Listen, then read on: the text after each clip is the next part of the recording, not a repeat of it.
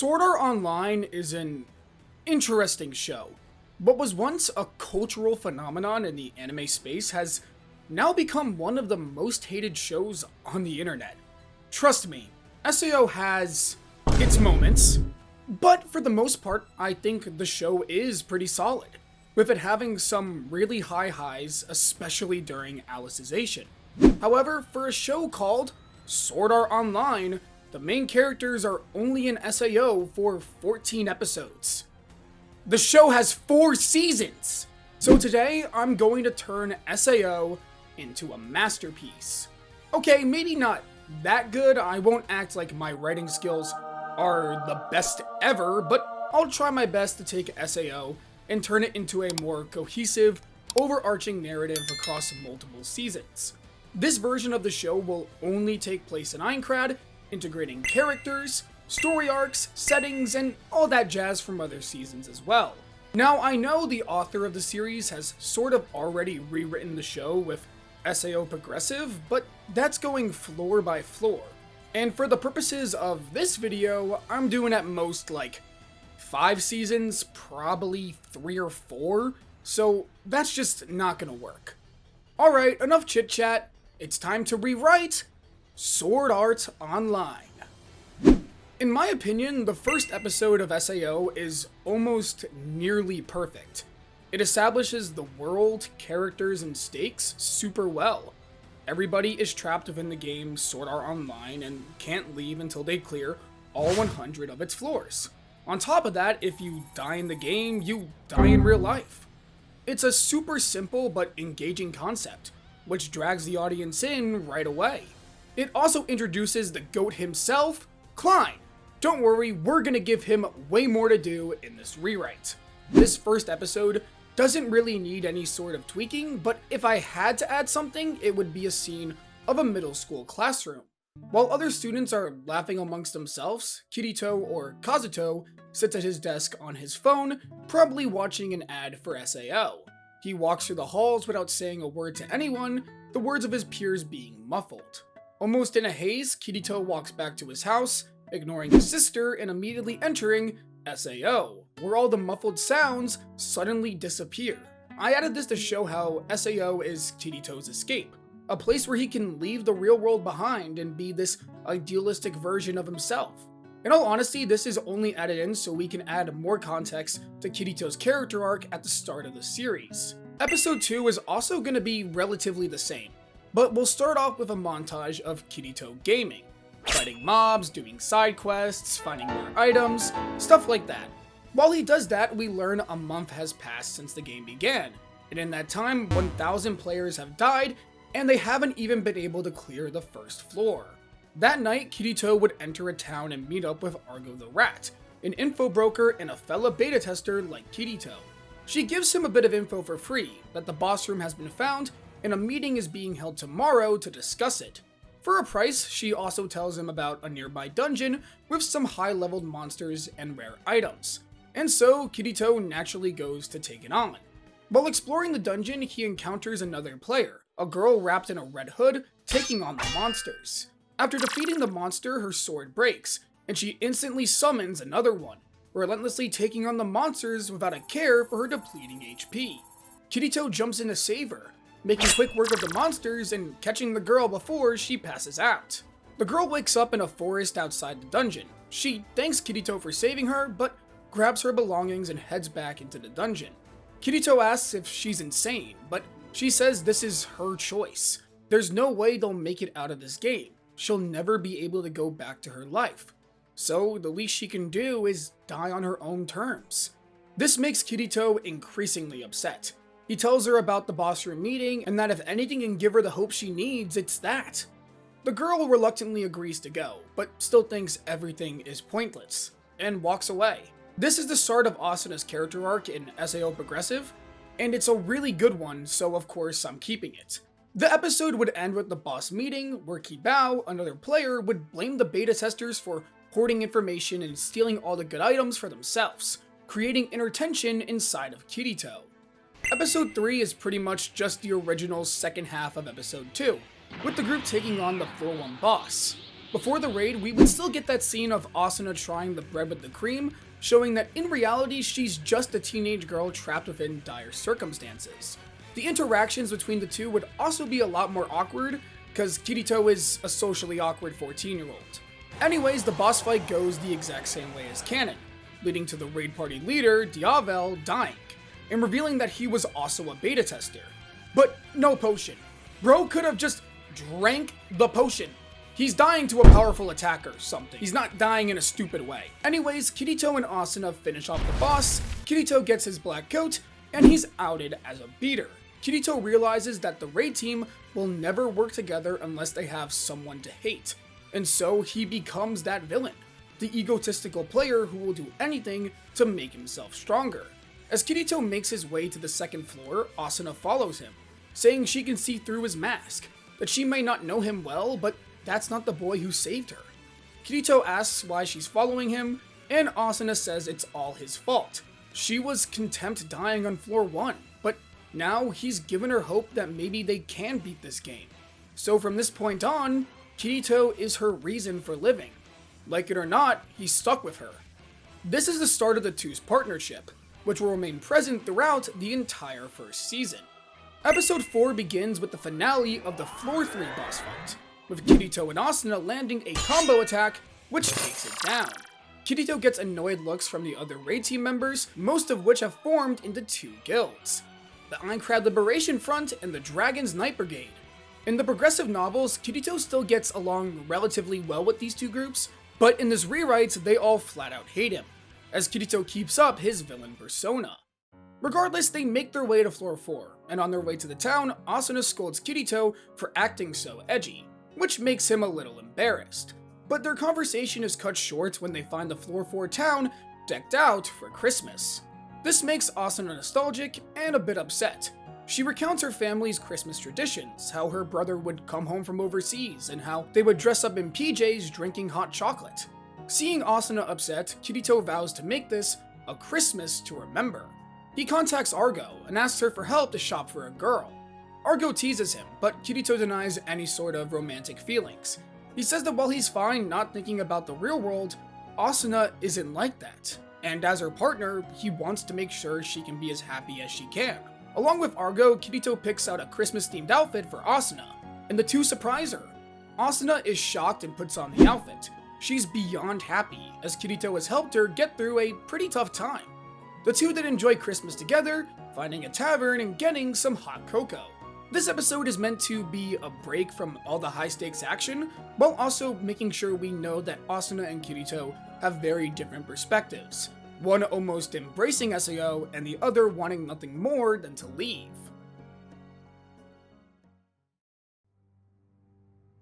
Episode 5 begins on floor 5, where the raid team is hosting a meeting.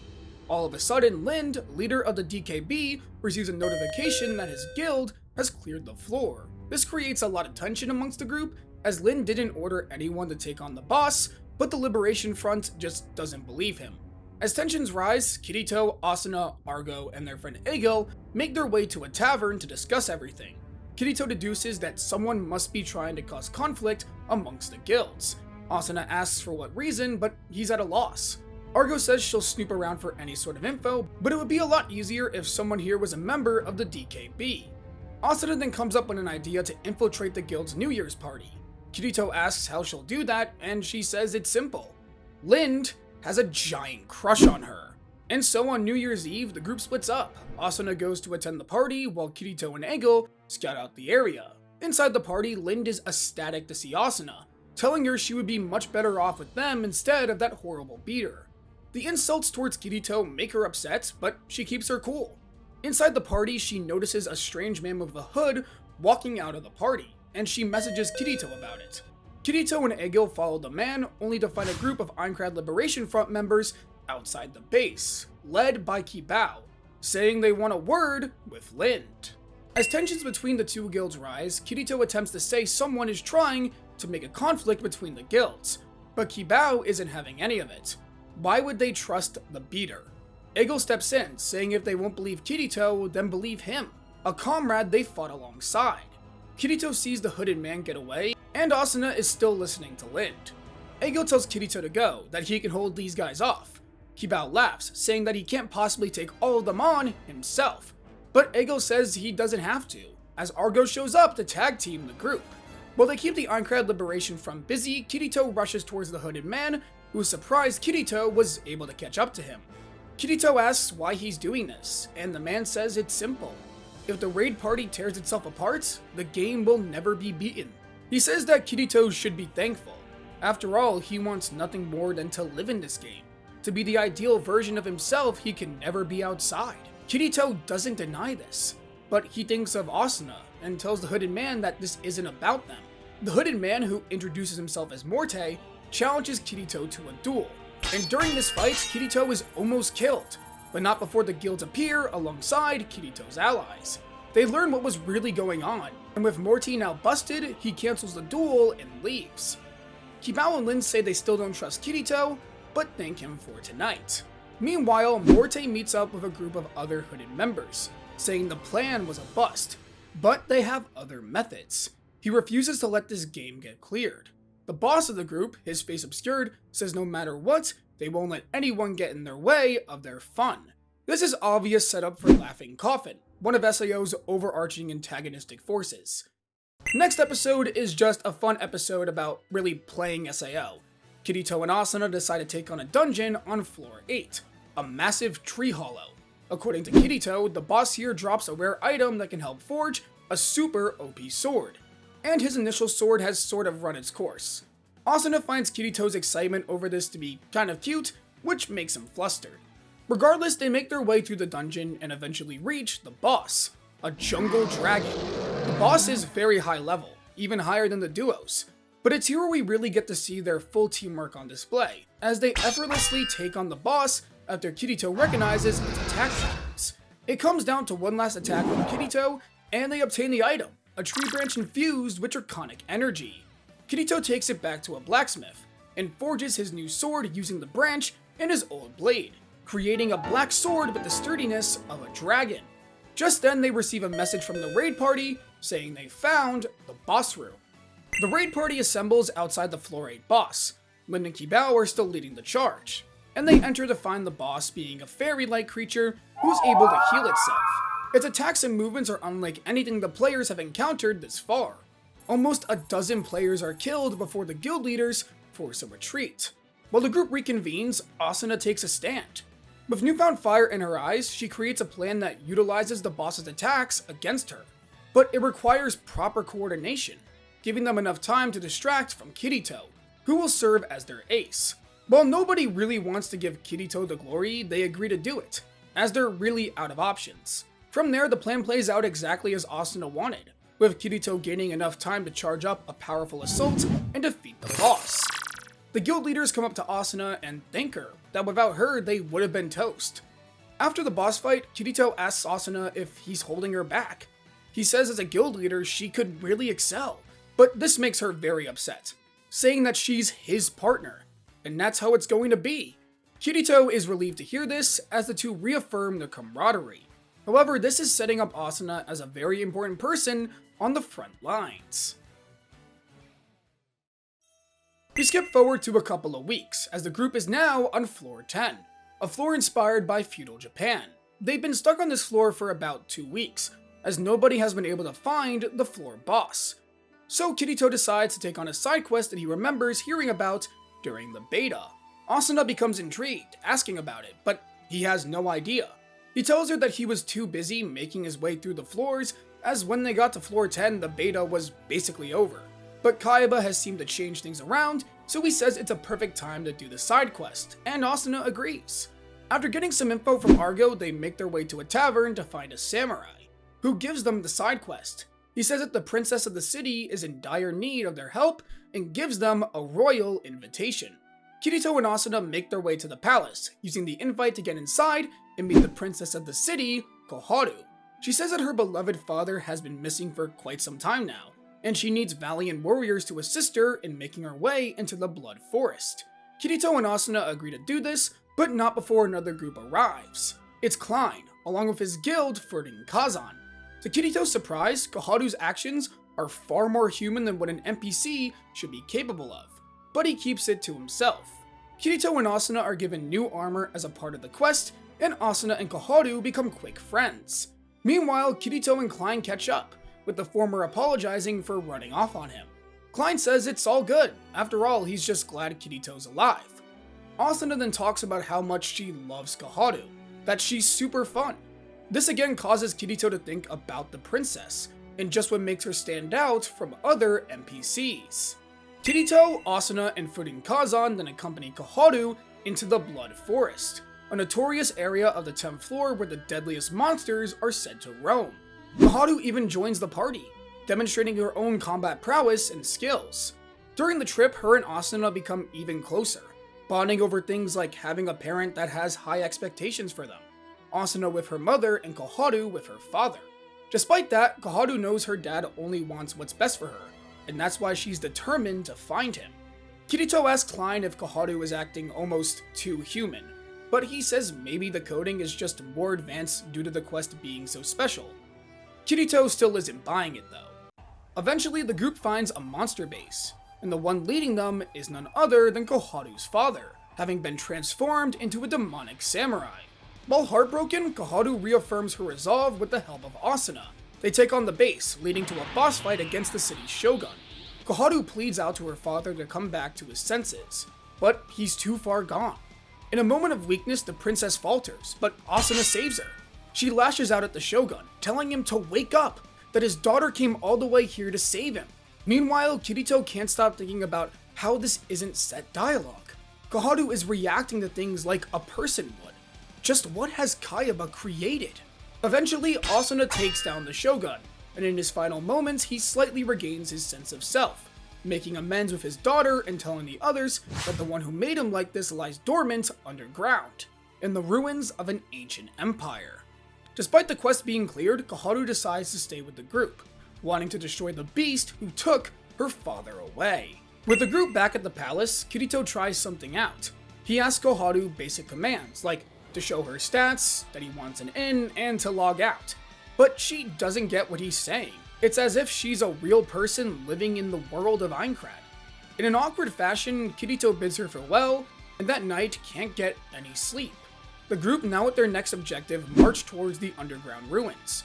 According to the lore they got from defeating the fallen shogun, this empire once ruled over the lower floors of Aincrad. They're might unmatched until an organization known as the Axiom Church defeated them. Klein actually gets invested in the lore, but Kirito tells him they won't get any more details for a while, as that's just how MMOs work. The ruins then suddenly come alive, as undead samurai charge at the group. It's here where Klein and Furin Kazan truly show their strength, telling Kirito, Asuna, and Koharu to make their way to the inner parts of the ruins. It's here where Kirito finally sees Klein for the equal he is, and Koharu thanks the samurai for his bravery. The three enter the remains of the luxurious palace, coming face to face with the demon lord of floor 10, Kagachi, the samurai lord. This shocks Kirito, as he reveals this is actually the floor 10 boss. Koharu's quest must have been some sort of prereq to unlock it. The floor 10 boss fight then begins, as the trio takes on the samurai lord. This fight is meant to be the big mid-season finale, where Koharu's true might as a princess is shown. She even gets injured and starts to bleed out, which shocks Kirito. Asuna is able to heal her, but she's out of commission, so it's up to the two of them to take down the boss. Working together in tandem, the partners take on the ferocious creature. Asuna's speed is unmatched, while Kirito's strength trumps all others. With a combo attack, they take down the floor 10 boss, securing their way to the next floor. Later that night, they all return to the palace, where Koharu says she must stay behind. While she would love to continue adventuring with them, her place is here. Asuna has a heartfelt goodbye with her friend, and Kirito goes to get some fresh air outside. All of a sudden, a man appears behind him, Akihiko Kayaba. In a fit of rage, Kirito attacks the man, but all of his attacks seep through him. Kayaba tells Kirito he's an interesting player, as he's the first one to realize SAO's true nature. Kirito asks Kayaba what he's created, and the creator laughs, saying he's made not just a game, but a new reality. Before Kirito can get anything else out of the man, he disappears, leaving the Black Swordsman to ponder what he said.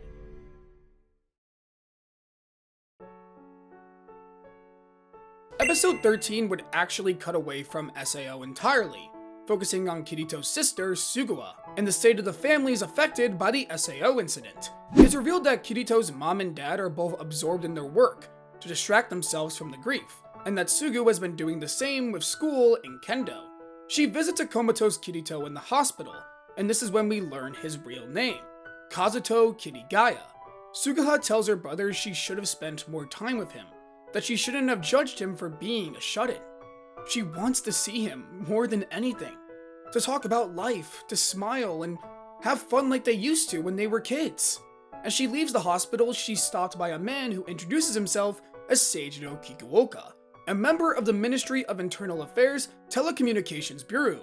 He says he's currently investigating into the SAO incident, and her input as a victim's family member would be invaluable. He hands Sugu a business card saying to meet him at this address tomorrow if she has the time. That night, Sugu gets the resolve to meet with the detective. She wants to help her brother in any way she can. But let's put a pin in that storyline for now, as it's time to head back to Aincrad with episode 14. The players have now reached floor 14, with the state of the raid team changing a ton, as Kibao and the Aincrad Liberation Front have started to become less prominent, focusing more on protecting weaker players on the lower floors. While Kirito is still antagonized, Asuna has really taken up charge, becoming a significant asset to the raid party as a leader. Her relentless speed has also earned her the title Lightning Flash, and there's whispers going around about her potentially starting her own guild. Despite knowing this, Asuna still has no intention on joining or creating a guild, as she wants to stick with Kirito. While exploring a dungeon, the group is ambushed by a couple cloaked men, one of which being Morte. Amidst the chaos, the two are separated, and the message boards aren't working. Eventually, Asuna would come to face Morte and a couple other goons, saying she's standing in the way of their vision. They tell Asuna she'll never understand. After all, how could a cute girl like her understand how lowlifes feel? Asuna doesn't give in to their taunts or anger, reaffirming her resolve and taking them on. Meanwhile, Kirito encounters another cloaked man, who says he's the leader of this little charade. The man says that while Morte is focused on Asuna, he's way more interested in Kirito. He likes the whole villain act he's putting on. It's really entertaining. But he knows that deep down, he's just like Morte and the others, a social lowlife that is trying to create an illusion for himself. Kirito attacks the man in a fit of rage, saying that he doesn't know him at all. Meanwhile, Asuna is able to successfully overpower the goons. Morte becomes annoyed but says it's better to retreat for now. Kirito's battle with the cloaked man continues, but it ends when Asuna arrives. The man reveals himself to be named Po, and tells Kirito to keep his words in mind. After all, he's gonna flip this world upside down. Kirito, for the first time in the series, breaks down crying, and Asuna comforts him. He says that Po's right. Kirito is just a persona. It's him running away from the coward he was in the real world. Asuna gets mad at this, telling Kirito she doesn't care if it's an act, that doesn't take away from his strength, what he's done for her. She says that even if Kirito started off as just a persona, it's real now. Kirito embraces Asuna, thanking her. Episode 15 is a lot more lighthearted, as during the celebration of clearing 415 at the floor 16 starting town, Kirito and Asuna are sitting with Klein's group, and Egil approaches them, telling them all that he's leaving the assault team. He tells them he's never been much of a fighter, and wants to help players out on his own. He tells them he's going to set up a cafe on this floor, that he's maxed out his cooking stats, and he actually runs a cafe in the real world, so it's a perfect fit. The rest of the episode is getting to know Egil more as a person. Not the large muscular floor clearer, but the caring, wholesome, protective man. As Kirito and Asuna help him set up the cafe, they see how passionate he really is about it. And it allows the two of them to realize people can still pursue their passions in SAO. While it's their prison, that doesn't mean that's all it has to be.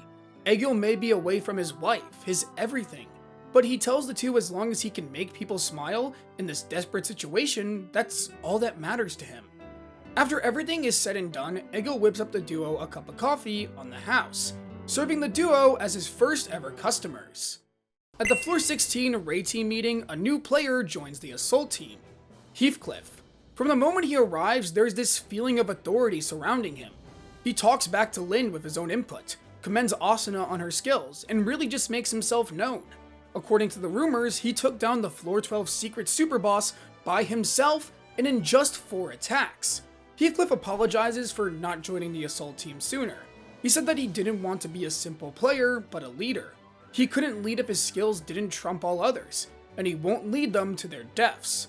During the boss fight, the team faces the Harbinger of Dissonance, a massive humanoid with a body constructed with rotating gears and glowing runes, with an orb of light as its head. The boss is able to shift the area's terrain like a clock, making the boss pretty versatile. Despite this, Heathcliff commands the battle with proficiency, almost as if he knows what the boss will do before even itself does. Lind is completely overpowered in terms of leadership, as Heathcliff and Asuna do most of the heavy lifting. Eventually, the newest member of the raid team is able to land the finishing blow, clearing floor 16. After the battle, he announces he'll be creating his own guild, the Knights of the Blood Oath, and encourages all of them to join him. In particular, he asks Asuna to join, complimenting her sword work and leadership skills. Asuna looks around, the cheering players looking her way, like she's some sort of ray of light. In stark contrast to this, Kirito stands almost alone, a shadow illuminated by Asuna's light. But the girl politely declines, making her way back to Kirito, which causes Heathcliff to smirk. While trekking through floor 18, a snow-covered landscape, the duo stops in the town of Snowclark, known for its devotion to the Axiom Church. Kirito and Asuna both remember that name from Koharu's quest, and Asuna decides she wants to take a look into it while they're here. They enter the local church to find some tapestries and a priest, who tells them the story the church believes.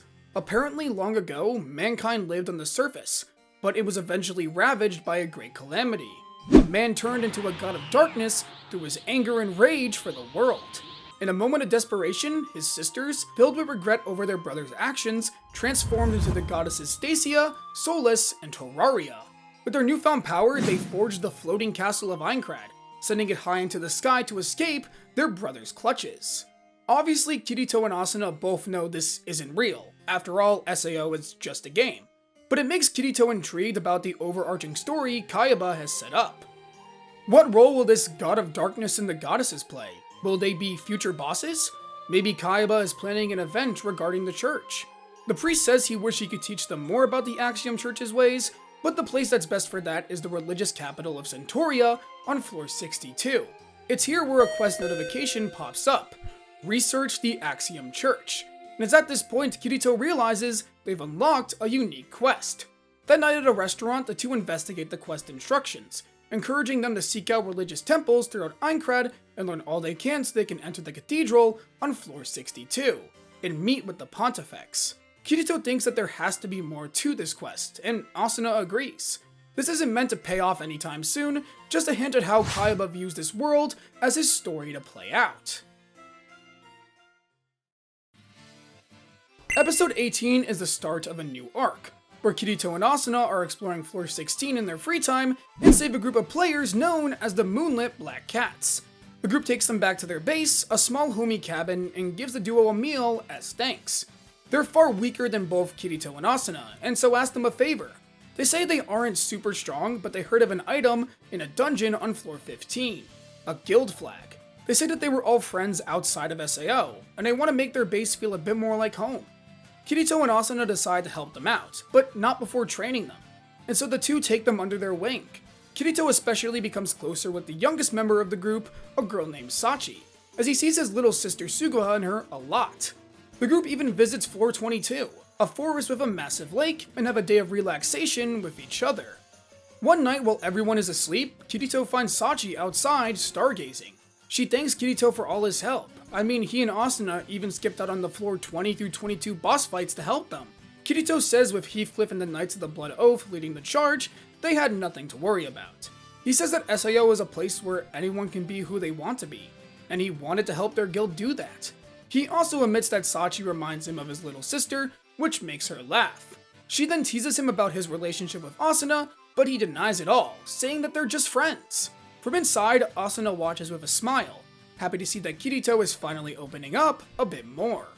Episode 19 is all about the trek into the dungeon, and for all you guys who have watched SAO, you know where this is going. The dungeon is pretty easy for the group. Their training has really paid off.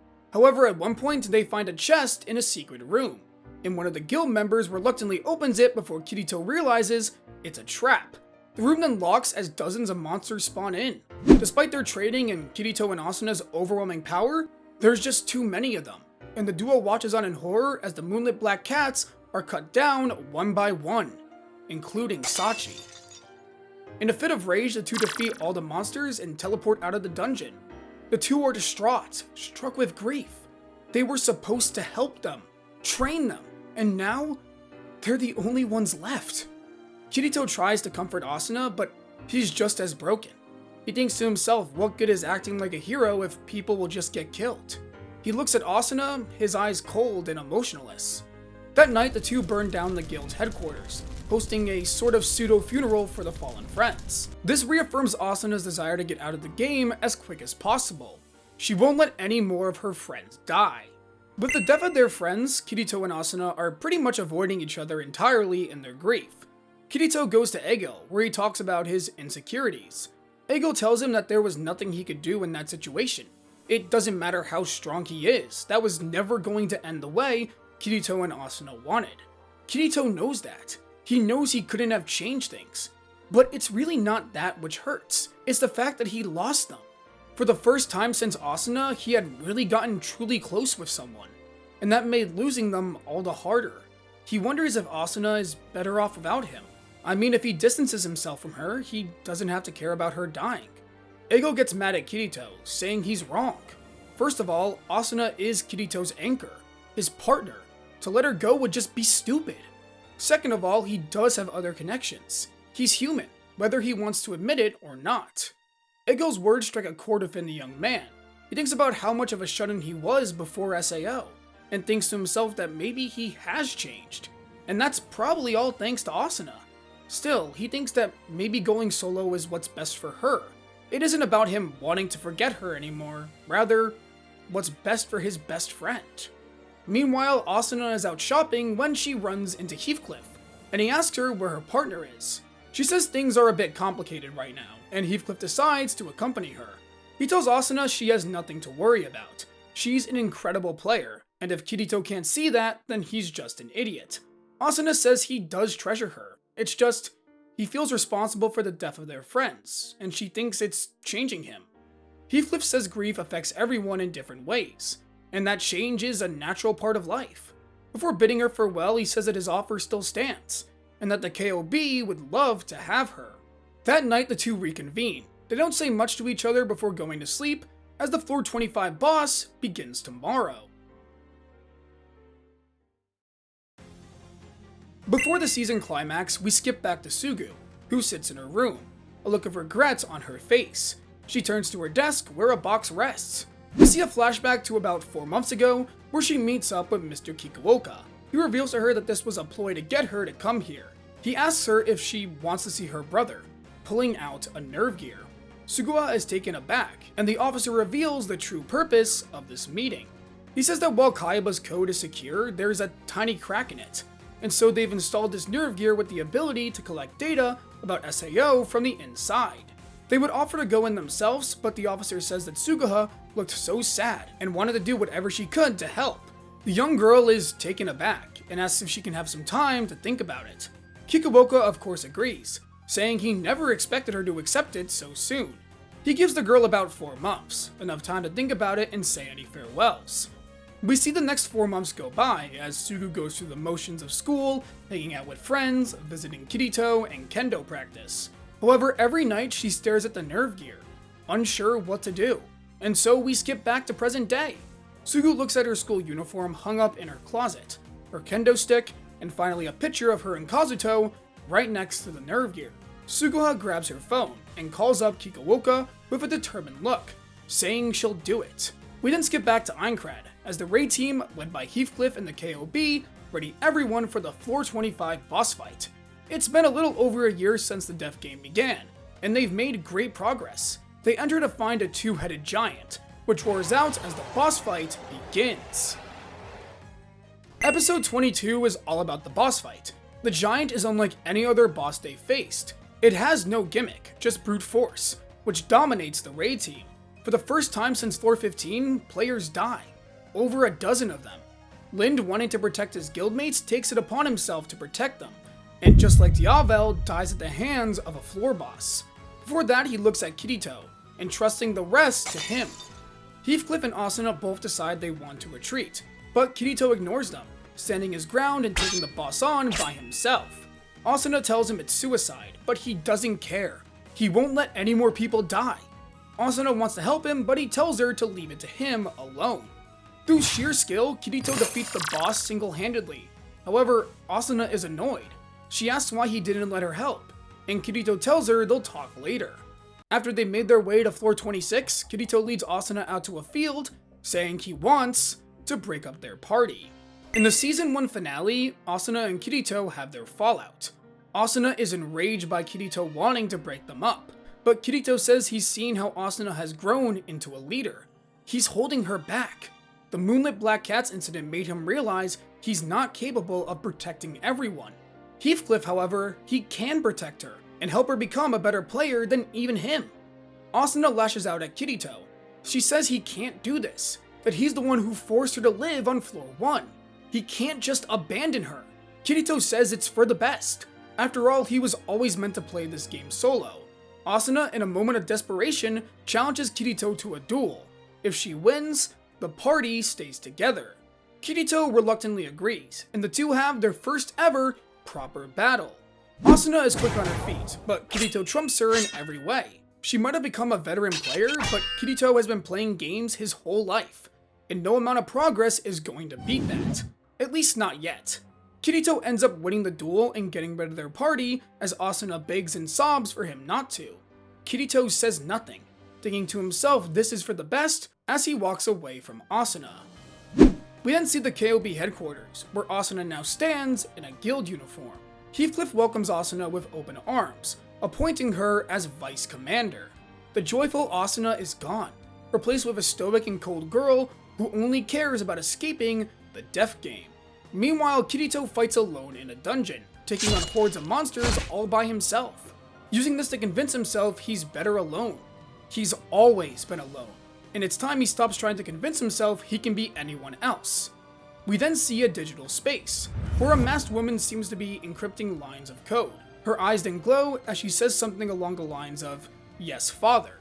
She puts her hand out and it glows, before cutting to black. The last scene of the season is Sugu opening her eyes in the Town of Beginnings. She looks at her reflection in a fountain to see she's now in her avatar's body. She now goes by the name of Lifa, and vows to reunite with her brother. The season starts with the Floor 30 raid, as a terrifying demonic sea creature stands in the players' way.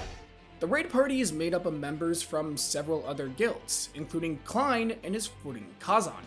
Heathcliff is absent, but leading the charge is Asuna, whose carefree nature has been entirely replaced with a burning desire to clear the game. With her expert leadership, the boss is cleared with ease, and after the boss, Klein comes up to her, saying she's doing a great job as vice commander. She thanks him before looking around. No sign of Kirito anywhere.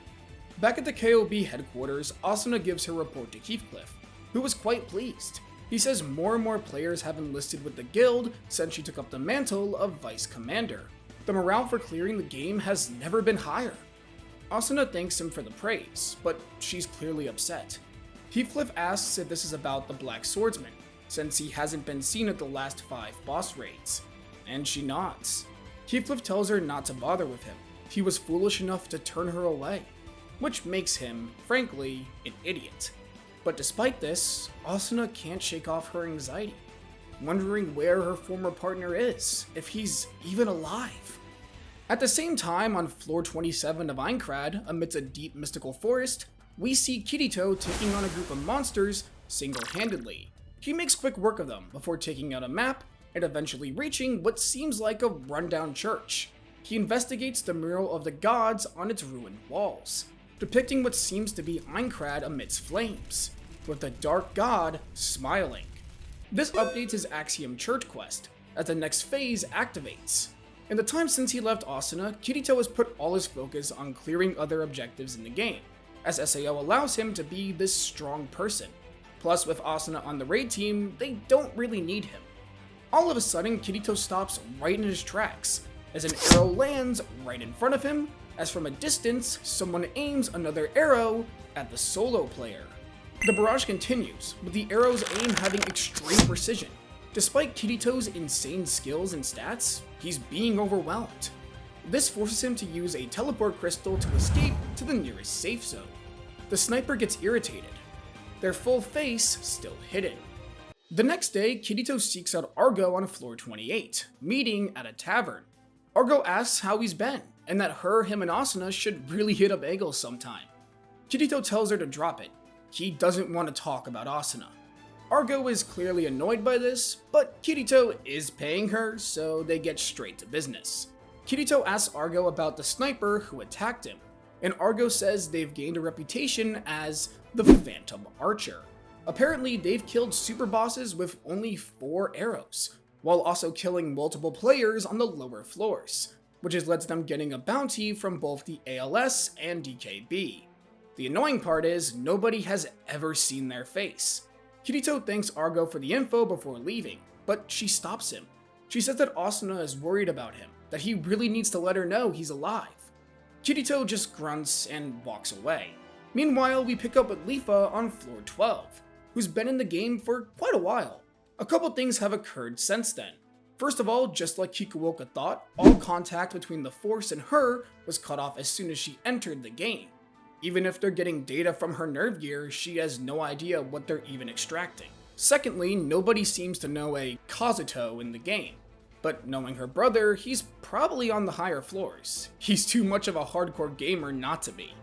She's had to lie about her time in the game, passing her off as an American exchange student due to her appearance. In that time, she's gotten a lot stronger, but not enough to go to the higher floors. She's not risking it with how behind she is. While taking on a high-ranking monster, Leafa falters, and she thinks this might be it. All of a sudden, a singing voice is heard and she's healed. Then a swordsman appears out of nowhere, saying to lend him a hand. The two defeat the monster together, and afterwards, the 2 other players introduce themselves as Nautilus and Yuna. Episode 26 begins with the trio sitting at a restaurant together. Leafa learns that Nautilus is part of the KOB, and that him and Yuna are in a party together. Yuna talks about how before she met Naut, she was hopeless, letting the grief of the game consume her, but now she's doing all she can to become a great healer. Leafa thinks it's great, and she can see the romantic tension between the two, which results in some snarky remarks. Yuna says she should join their party, but Leafa says wouldn't she just be third wheeling? But Nautilus, albeit embarrassed, says it's fine.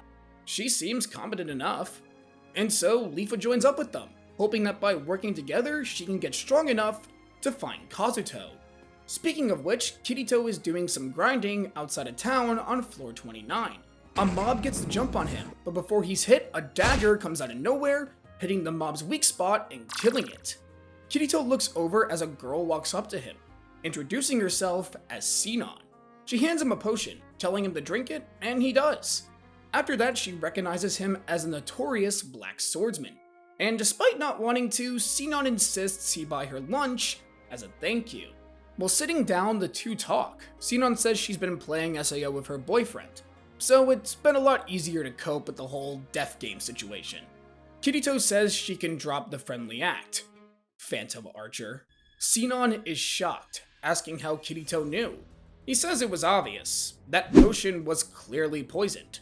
Plus, he noticed her a couple of minutes beforehand, so he took a null debuff potion before she came out. Sinon is shocked, but she says that she isn't here to kill him.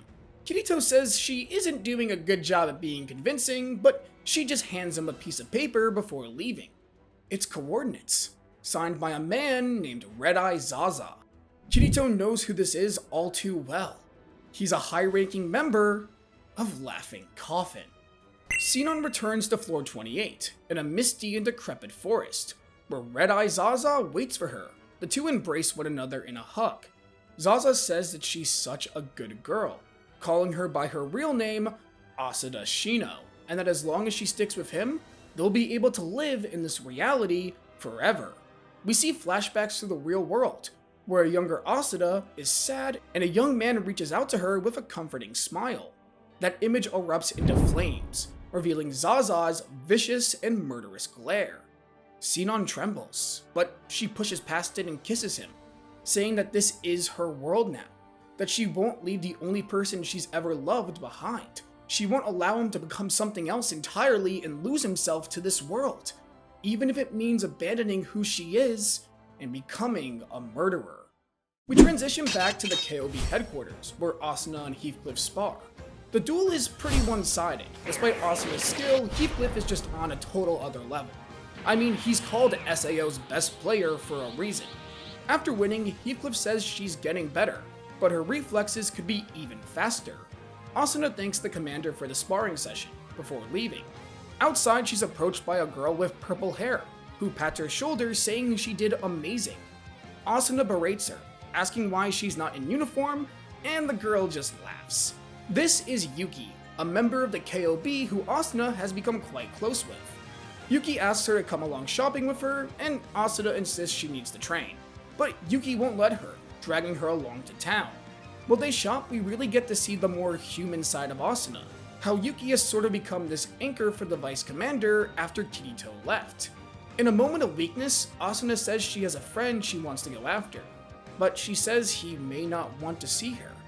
Yuki comforts her, saying that if it's someone she truly cares about, she'll go anyway, and if she ever needs help, she'll be right there with her. The episode ends with Kirito entering some abandoned ruins on floor 27, meeting up with Sinon and Zaza. Episode 28 is all about the meeting between the Black Swordsman and Laughing Coffin. Zaza says that their leader has heard all about his edgy little solo act, and while it's cute, it's helping nobody, not even himself. He tells Kirito to admit it, that he loves living in Aincrad. He yearns to be this ideal version of himself.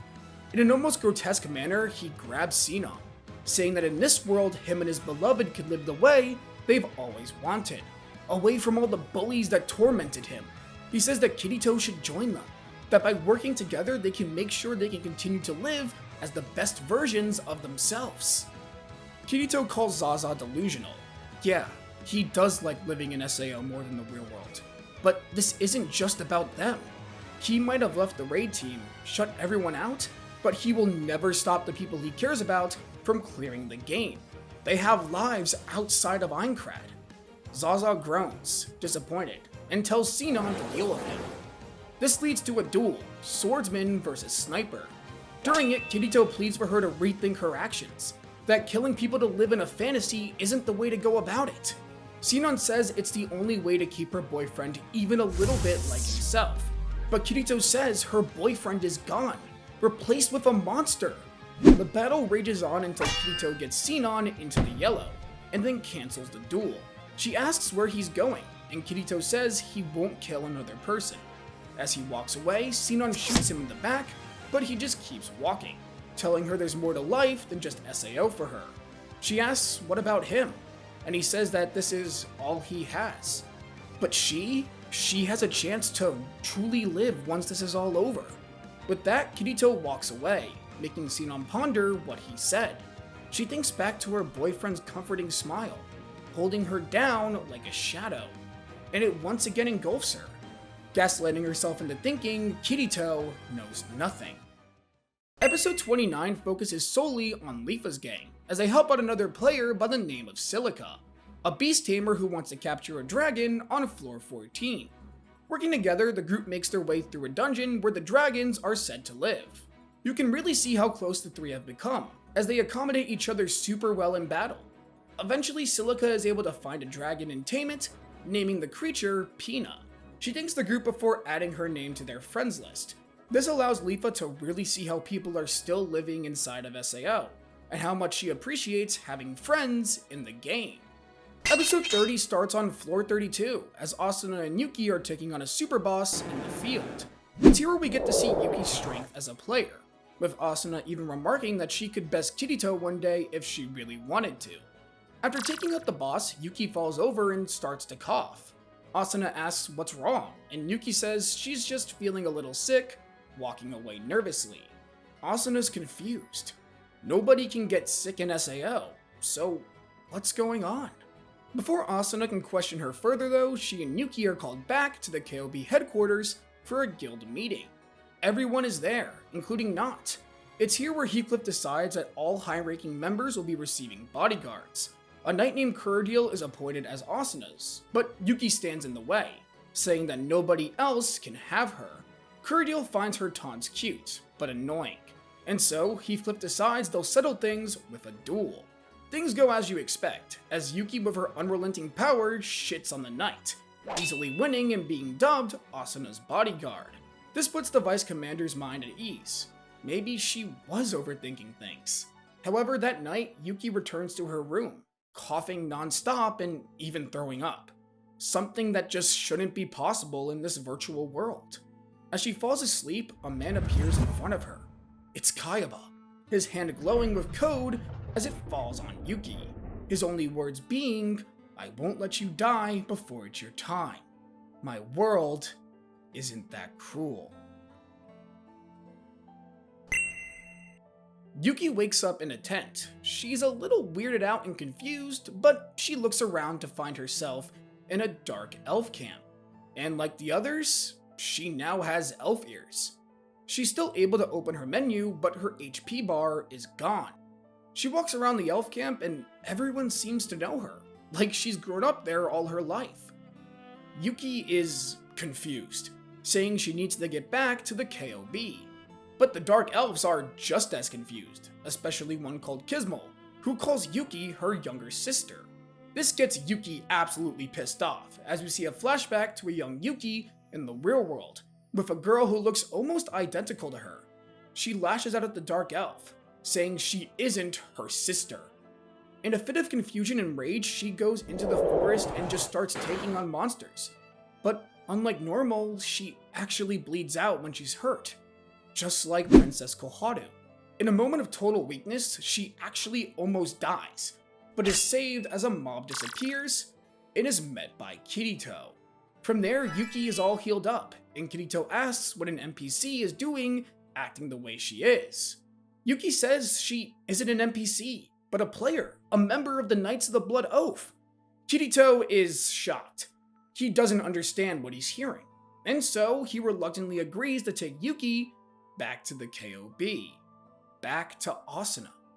Kirito and Yuki end up at the KOB headquarters and are led to Asuna's office. Asuna, upon seeing them together, is distraught. I mean, this is the first time seeing Kirito since floor 25. Things are awkward. Kirito tells her the situation, not giving her a chance to make small talk. And Asuna is just as confused, saying it might be best to take it up with the commander. Kirito says they got it covered, leaving before Asuna can even talk to him. She's annoyed, sad, but as much as she wants to run over to him, start crying, begging to be her friend again, she knows that it won't happen. She needs to put all of her attention on clearing the game, and more importantly, figuring out what's going on with Yuki. The two meet with Heathcliff, and he says that it's strange. He got a message saying Yuki was amongst the dead players in the guild, and yet, here she is. Yuki says she has a hunch, but it wouldn't make sense. Yuki reveals she's actually a hospital patient, that she got a terminal illness from her mom and decided that SAO could be her escape, allow her to really live before she kicks the bucket. That's why she got sick in the game. It was her real-life illness killing her from the inside. Asuna is completely destroyed by the news, but Yuki says that after today, she doesn't feel any strain anymore. But she's also a dark elf, an NPC. It just doesn't make sense. She can't wrap her mind around it. Heathcliff says that maybe it's a glitch, but he has no clue. Regardless, an NPC can be recruited into the guild, so she's free to take up her bodyguard position. Despite knowing that she bleeds out like a normal person now, Yuki takes the job, saying even if she's now part of the game instead of a real person, she'll dedicate her life to making Asuna's dream of clearing the game come true. Meanwhile, Asuna returns to her quarters, pulling out her friends list. She finds Kirito's name, remarking that he didn't even remove her. She opens a chat box, trying to message him, but can't. Something is stopping her, mentally. After leaving Yuki with Asuna, Kirito decides to head back to the Dark Elf village where she was close to, hoping to learn more. Kirito is surrounded by the Dark Elves, led by Kismel. She tells him to leave, that humans aren't welcomed here. But when Kirito brings up Yuki, Kismel seems to soften up. He tells her about how she thinks she's a human, and was wondering if Kismel could tell him more about her memories of Yuki. Kismel goes into extreme detail about her sister, about her likes, dislikes, favorite color, favorite food, and childhood memories. Stuff only someone who knows a person super well could actually know, not just the program. And Kirito gets all the info he wants, and Kismo asks him to leave, and so he goes. Outside the forest, he runs into Argo, and he asks her if she followed him, which she reluctantly admits. At the same time, outside the elven forest, Asuna rushes to the village, seeking answers of her own. Back to Argo and Kirito, the two discuss the incident with Yuki and the elves. Kirito remarking that they are way more sophisticated than the NPCs on lower floors. But Argo says that even those NPCs have started to act more human-like as well. Almost like the longer SAO goes on, the more alive it becomes. Kirito wonders if this is all part of Kayaba's plan, but Argo takes a complete 180, saying that maybe they should discuss this with Asuna back at Eagles. Kirito says she already knows his stance on this, but she lashes out at him, saying he's being a complete jerk. Kirito tells her to drop it, and the two even grab their weapons. But before they can start a fight, a masked girl appears behind them, and the two chase after her. The girl is the same one from the room full of code, and eventually Kirito and Argo catch up to her. The girl says they are learning more about what SAO really is, but they aren't quite there yet. With the snap of her fingers, the girl summons a giant fire monster, which roars and burns away the surrounding trees.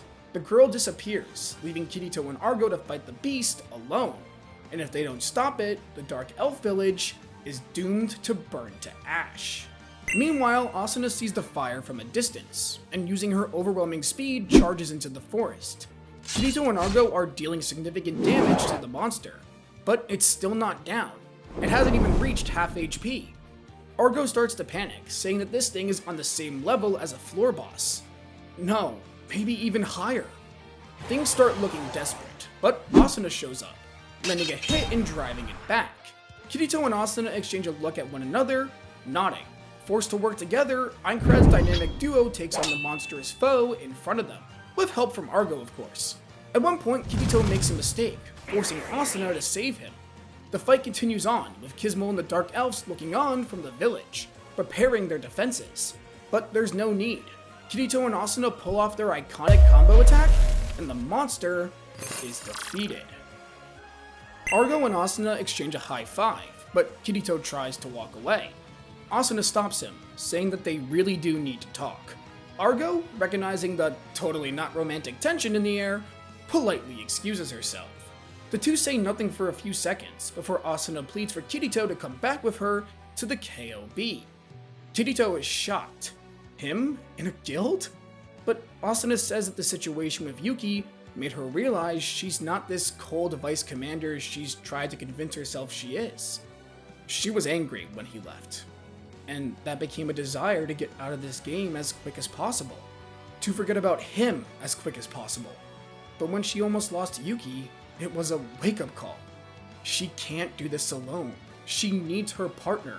No, her best friend back. You can see the look of total relief in Kirito's eyes, but despite this, he tells Asuna he can never go back. She asks why, and he says it's simple. In the fight, she saved him. She's fine. After all, there's Heathcliff, Yuki, Klein. All these people will help her clear the game. Asuna calls him an idiot, saying that her stance wouldn't change even if he was SAO's worst player. With a sad look, Kirito tells her from now on, it's best not to consider him a player, just a swordsman from a far-off country village. Completely broken, Asuna doesn't know how to take this, and Kirito says that while he would never stop anyone from clearing SAO, this is his salvation. He recounts the shut-in he was in the real world. He asks Asuna why he would ever want to go back to being that. After observing all the changes going on in SAO currently, Kirito says it's time for him to leave the real world behind for good. Asuna starts to cry, asking him not to go, but Kirito turns away, saying farewell, not even calling Asuna by her name, just my lady. As Kirito walks away, he breaks down. He can't have both connections in the real world and also be this ideal version of himself in Aincrad.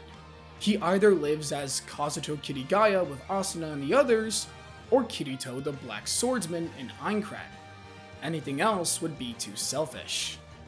Asuna returns to the guild. She refuses to be that cold-hearted commander anymore, but it's clear that Kirito has given up, and so she has to move on. Heathcliff waits outside the entrance of the guild, extending his hand out, saying they have work to do.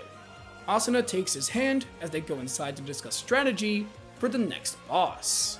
Meanwhile, we see Poe and the other members of Laughing Coffin, including Sinon, gather around one another, as it's almost time for the big show. With that said, episode 35 picks up with Yuki, who has started to have strange dreams. Dreams of her growing up in the Dark Elf village, of playing with Gizmo. It's as if she has two lives she's remembering, unsure of which one is real. She goes to Asuna about this, and despite her worried expression, agrees to help Yuki out. She tells Yuki about the masked girl Kirito and Argo encountered, that she said they haven't discovered Sao's true nature yet. Yuki asks how they could solve this, and Asuna deduces that it probably has to do with the NPCs and their growing humanity.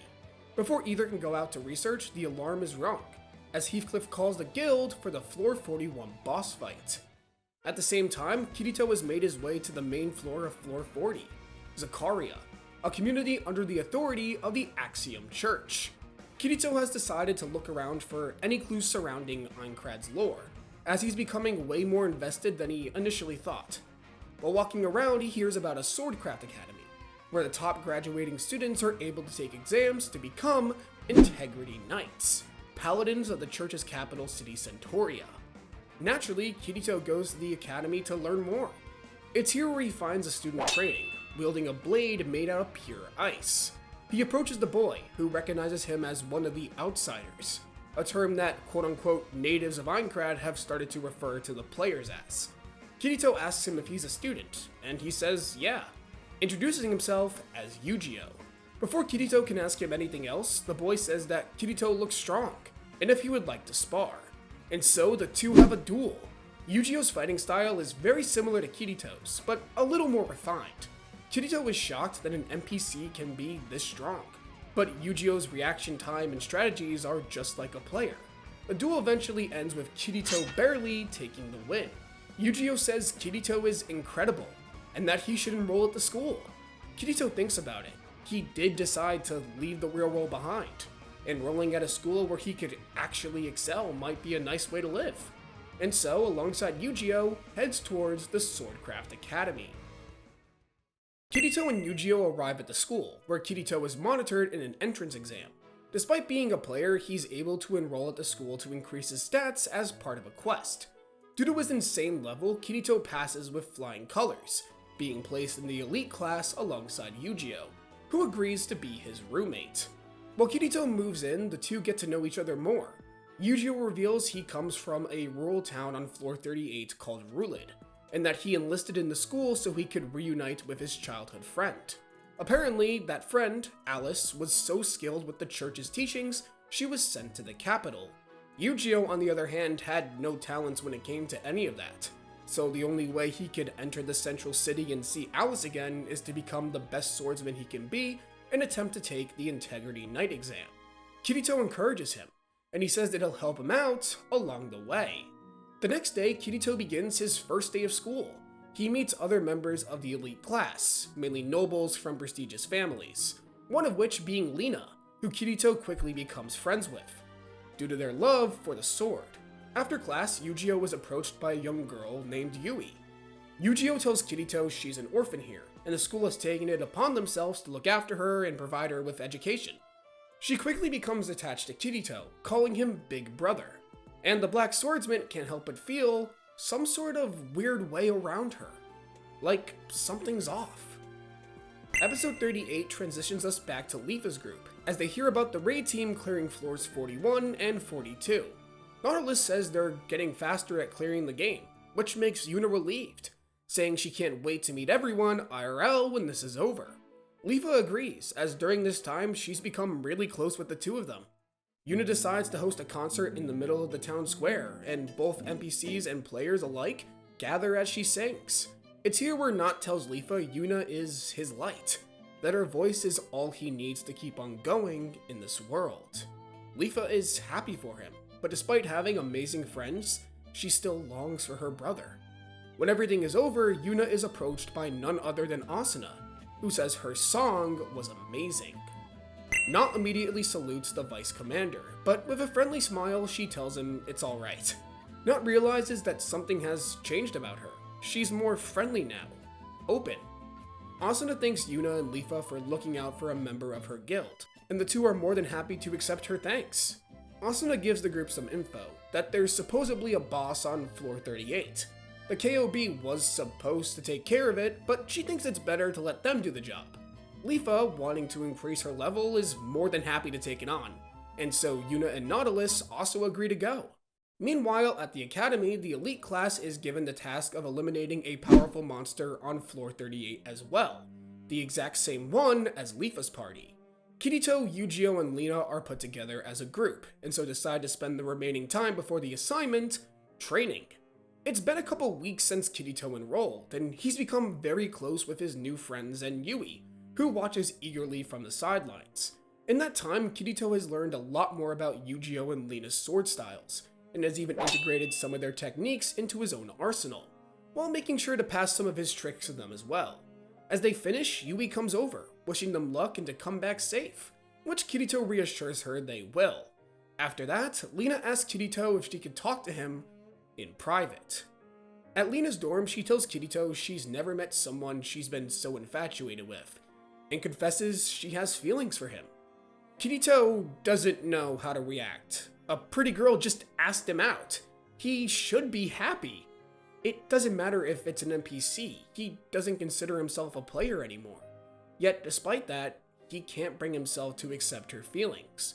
A pull towards someone else maybe? Lina understands. She's upset, but Kirito says he knows someone will be the luckiest guy in the world to have her. Lina shakes his hand and says if nothing else, she hopes they can stay friends, which Kirito is more than happy to do.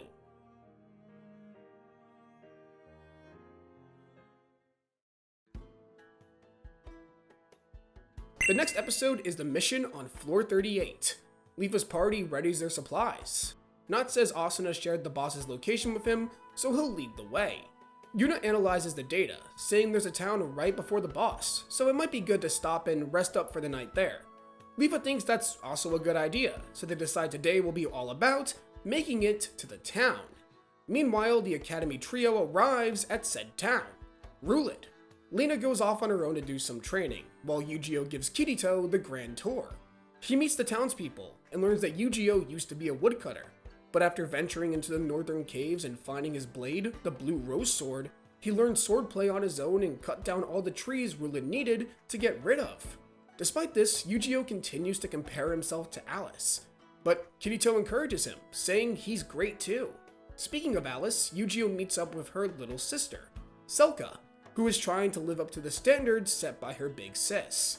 Kirito wonders who this Alice person really is, wanting to meet her, which reaffirms his resolve to help Yujiro graduate at the top of his class. All of a sudden, Lina rushes into town, saying a group of goblins is marching on its way here.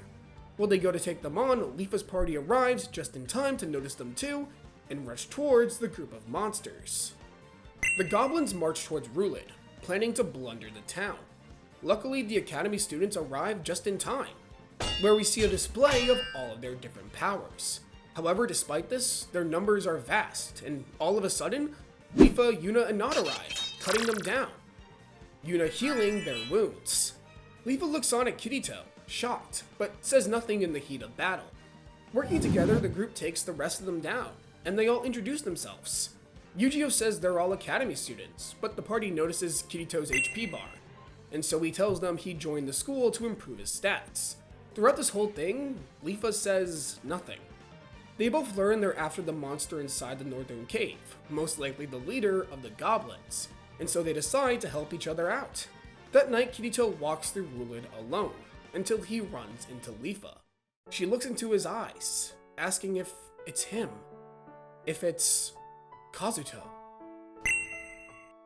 Kirito doesn't know how to react. He asks how she knows that, and Leafa hugs him.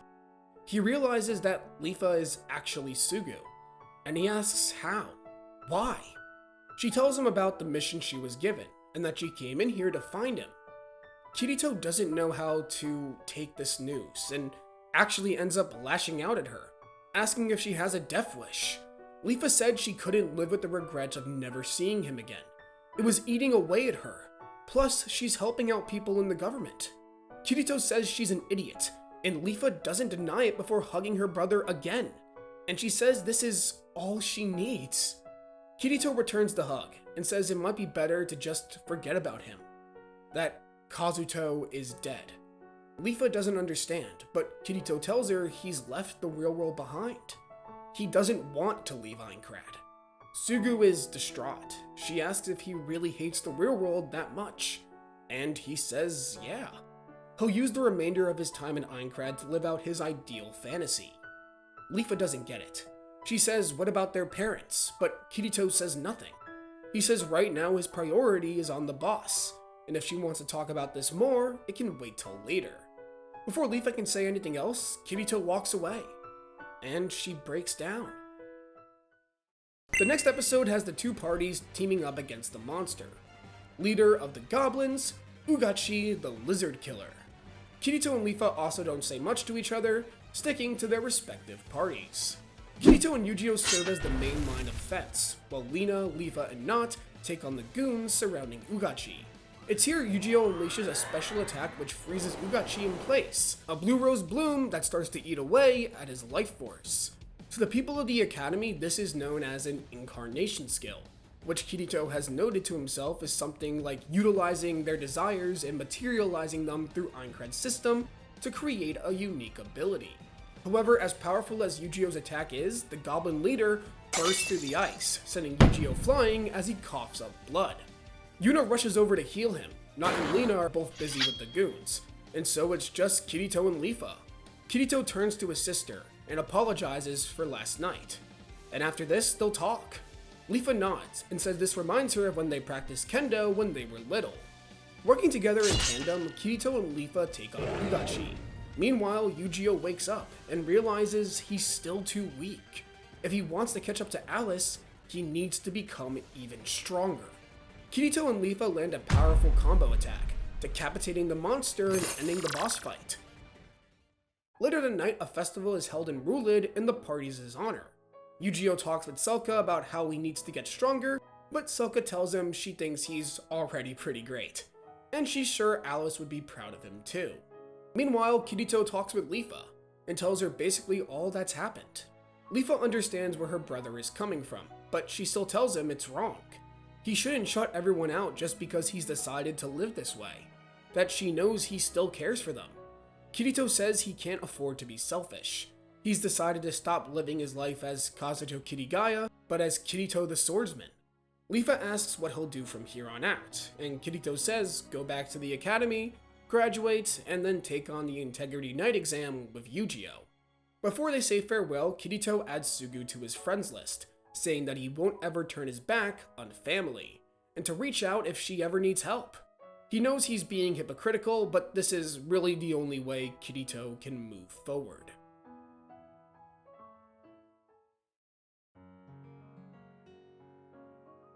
It's been about 2 weeks since the party returned to Zakaria, and there's actually a festival going on.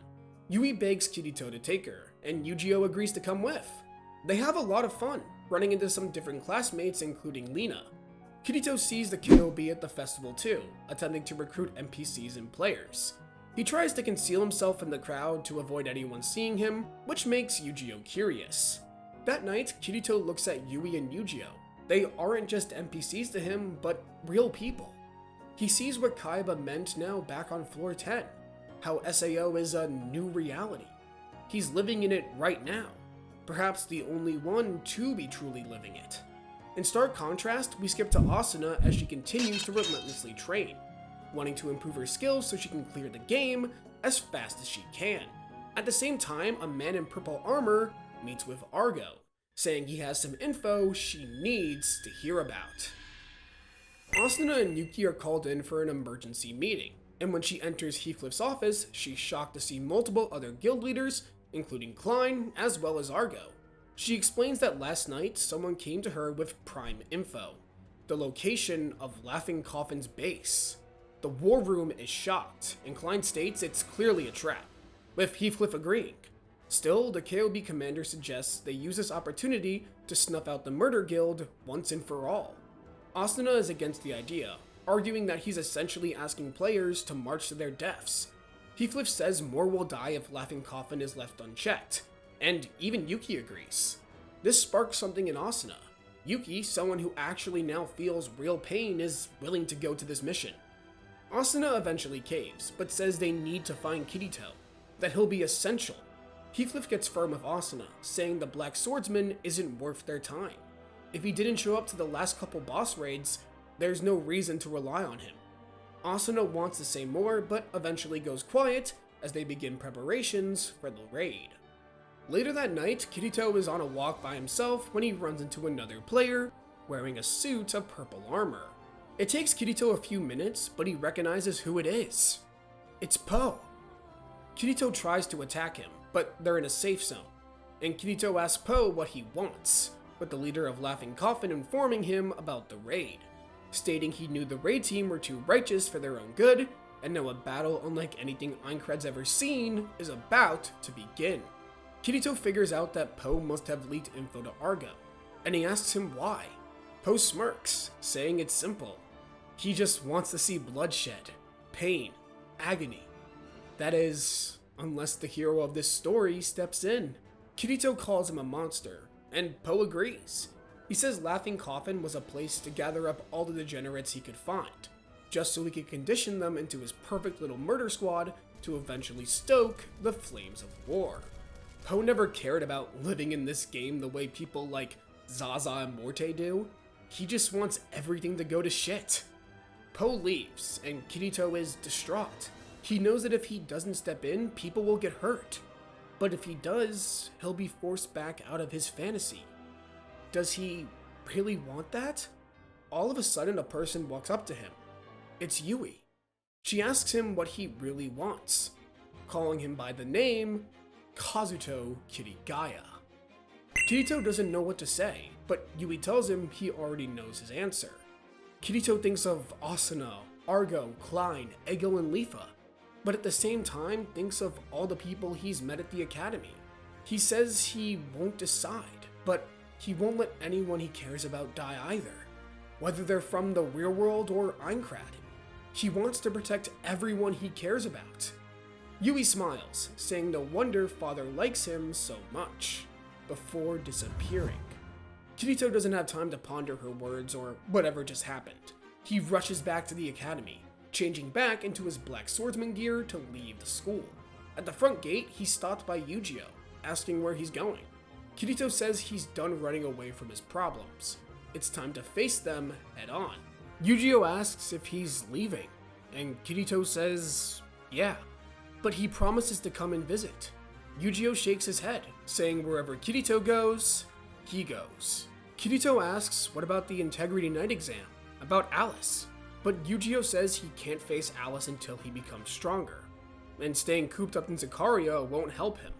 What he needs is real battle experience, and more importantly, a friend to push him to new heights. Kirito is shocked, but smiles, welcoming Yujio with open arms.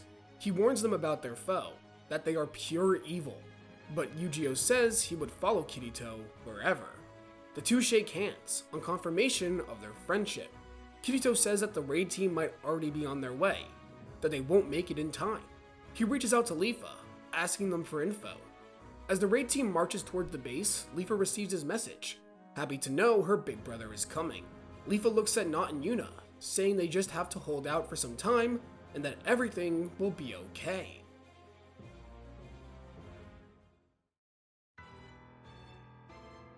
And just like that, we've reached the climax of Season 2, the raid team versus Laughing Coffin. And just like everyone thought, this was clearly a trap, as the raid team is instantly ambushed by the guild, with Zaza and Morte at its helm. From the shadows, Sinon readies her arrows, as she thinks about Kirito's words, but shakes them off. It's a horrid conflict, players dying left and right, even Yuki is hit and starts bleeding out. But luckily a team of healers, including Yuna, is able to help them out. Asuna is stretched to her absolute limits, taking on an entire group just by herself. Meanwhile, Heathcliff remains composed, dodging every attack despite his heavy armor and pretty much one-shotting every opponent that comes his way. Amidst the chaos, Morte finds Asuna, saying it's time for round 2. The battle is tough, as Morte raised his speed stat beforehand to keep up with Asuna's insane agility. They flash across the battlefield, and Sinon's arrows don't make things easier, as they're fired from all angles. But eventually, Asuna readies herself and thinks about what Kirito would do. In a moment of determination, she uses a powerful sword skill, taking down Morte and ending his life. This is the first time Asuna has killed someone, but she doesn't feel sad about it. She knows it's wrong, but Morte was a terrible person. The episode ends with a terrible tragedy, as Yuna and the healers are cornered by Zaza. Not loses his cool and attempts to stop them, but he's overpowered, healed by Yuna right before she's cut down. In a moment of shock, Nautilus loses the will to live, and Leafa, stricken with grief, goes to protect him, but she's losing her strength, and the other raid team members are too distracted. All of a sudden, a large storm of ice makes its way into the room, freezing almost half of the Laughing Coffin members, as Kirito and Yu-Gi-Oh arrive at the battlefield. With the two swordsmen's help, the battle turns in favor of the raid team. Kirito and Asuna exchange a few nods, both determined to talk later. Yu-Gi-Oh might be an NPC, but his years of training are paying off. The blue rose sword changes the entire terrain of the battlefield, and as the roses bloom over the Laughing Coffin members, he's able to redirect their life force to injured players. While Zaza is frozen, Leafa gets Knot out of the crossfire. She and him have an emotional moment as they grieve Yuna, but Leafa grips her blade, standing back up. She tells Knot she'll have to grieve later, but at this moment, she needs to be with her brother. Seeing Kirito enter the battlefield, Sinon becomes more hesitant. She thinks to herself if Kirito is right, if she can live beyond just her boyfriend, if he truly is gone, reduced to a murderous lunatic. Meanwhile, Kirito and Asuna team up once again, Yu-Gi-Oh and Leafa assisting them. The raid team watches in awe as their teamwork shines above all others. The episode comes to an end when Zaza finally breaks free from the ice, requesting a one-on-one duel with Kirito. The end of the Laughing Coffin raid is a full-on battle against Red Eye Zaza. It's a tough fight. Kirito struggles to land a hit in, as Zaza is far faster, and aims for a ton of vital points that greatly reduces HP. Despite that, Kirito thinks back to the lessons he learned at the Swordcraft Academy, as well as Yu-Gi-Oh and Lena's fighting styles. With that in mind, he's able to eventually follow his movements and counter. That is until Sinon's arrows start up again. Kirito says that's cheating, but Zaza says people will do anything for love. As the two fight, Kirito yells out to Sinon, telling her she knows that this is wrong, that she's better than this. Sinon remembers back to her and Zaza's days in the real world, their isolation, despair. SAO was meant to be a gift, but she never asked to be a murderer. With all her might, Sinon runs away from the battlefield, abandoning Zaza. The Laughing Coffin general is destroyed, losing all semblance of his sanity and recklessly attacking the Black Swordsman. Kirito readies himself, thinking about Yu-Gi-Oh's ice skill, and thinking about what it really is. A mental image. A desire incarnated into Aincrad's system to form a new skill. Using that as a basis, Kirito's sword is enveloped in a purple light, as a cluster of darkness extends from it, landing a critical hit on Zaza and ending his life. Kirito falls to his knees, but Asuna comes to pick him up, thanking him before he falls unconscious. With their leader dead, Heathcliff deals with the remainder of the Laughing Coffin members, and the battle is over. Episode 50 is all about the aftermath of the battle, and where our characters stand. Kirito's return to the raid team has taken it by storm. While recovering, he's visited by Heathcliff, who sincerely thanks him. Kirito informs him about Poe, that this was all a ploy to turn them into monsters. Heathcliff and Kirito both agree such a dangerous man can't be left unchecked, and so they vow to find him. Meanwhile, Yu-Gi-Oh and Yuki meet for the first time. They're both technically Aincrad natives that bleed out during fights, and so both come to respect each other over their determination and resolve. They also talk about Kirito and Asuna respectively, and Yuki hopes they finally make up. At the same time, we see Sinon. She thinks about Kirito's words one last time, and decides that from now on, she's going to live life the way she wants to. Meanwhile, Leafa approaches Not, who is still broken over Yuna's death. He tells her he's quitting the KOB in their party. He just can't bring himself to face her right now. Leafa is sad about it, but she gets it. Yuna was Not's light, his lover. He needs time to figure things out. The two share a hug as a heartfelt goodbye, with Leafa telling her friend to always reach out if he needs anything. Not gives her a genuine smile before walking away. Finally, Kirito and Asuna get to have a proper conversation. Kirito apologizes for abandoning her. He gaslit himself into thinking she didn't need him, that he could live in Aincrad as a new person. But he admits a day didn't go by where he didn't think about her. She's his best friend, and he wants that connection back. Asuna also apologizes, saying she should have done more to bring him back, that she shouldn't have let his goodbye turn her into a cold-hearted person. Kirito says they may never be able to get back to how they were, but they could start fresh. He'd like that. The two share a hug, their friendship rekindled. The final scene of the season is Yui receiving a visitor in Zakaria. It's Kayaba. She says she now understands why he took such an interest in Kazuto Kirigaya. He was able to live in both worlds, something she thought was impossible. Kayaba says that's just how humans work. They're unpredictable, and will always strive to reach new heights. Yui asks if Kirito passed the test, and Kayaba nods, instructing Yui to grant him the hero's skill. The Floor 61 boss has reached its climax, as the group faces the Paladin Angel. Yu-Gi-Oh's ice has restrained it long enough for Yugi to go in for several hit combos, injuring its wings and knocking it off balance. The entire raid team watches on as Kirito and Asuna charge through, releasing a powerful combo strike which takes it out. It's been about a month since the war with Laughing Coffin, and in that time, Kirito and Yu-Gi-Oh have gotten accustomed to being on the raid team. Sinon has also joined the group, having changed her hairstyle and eye color to prove to herself she's a brand new person.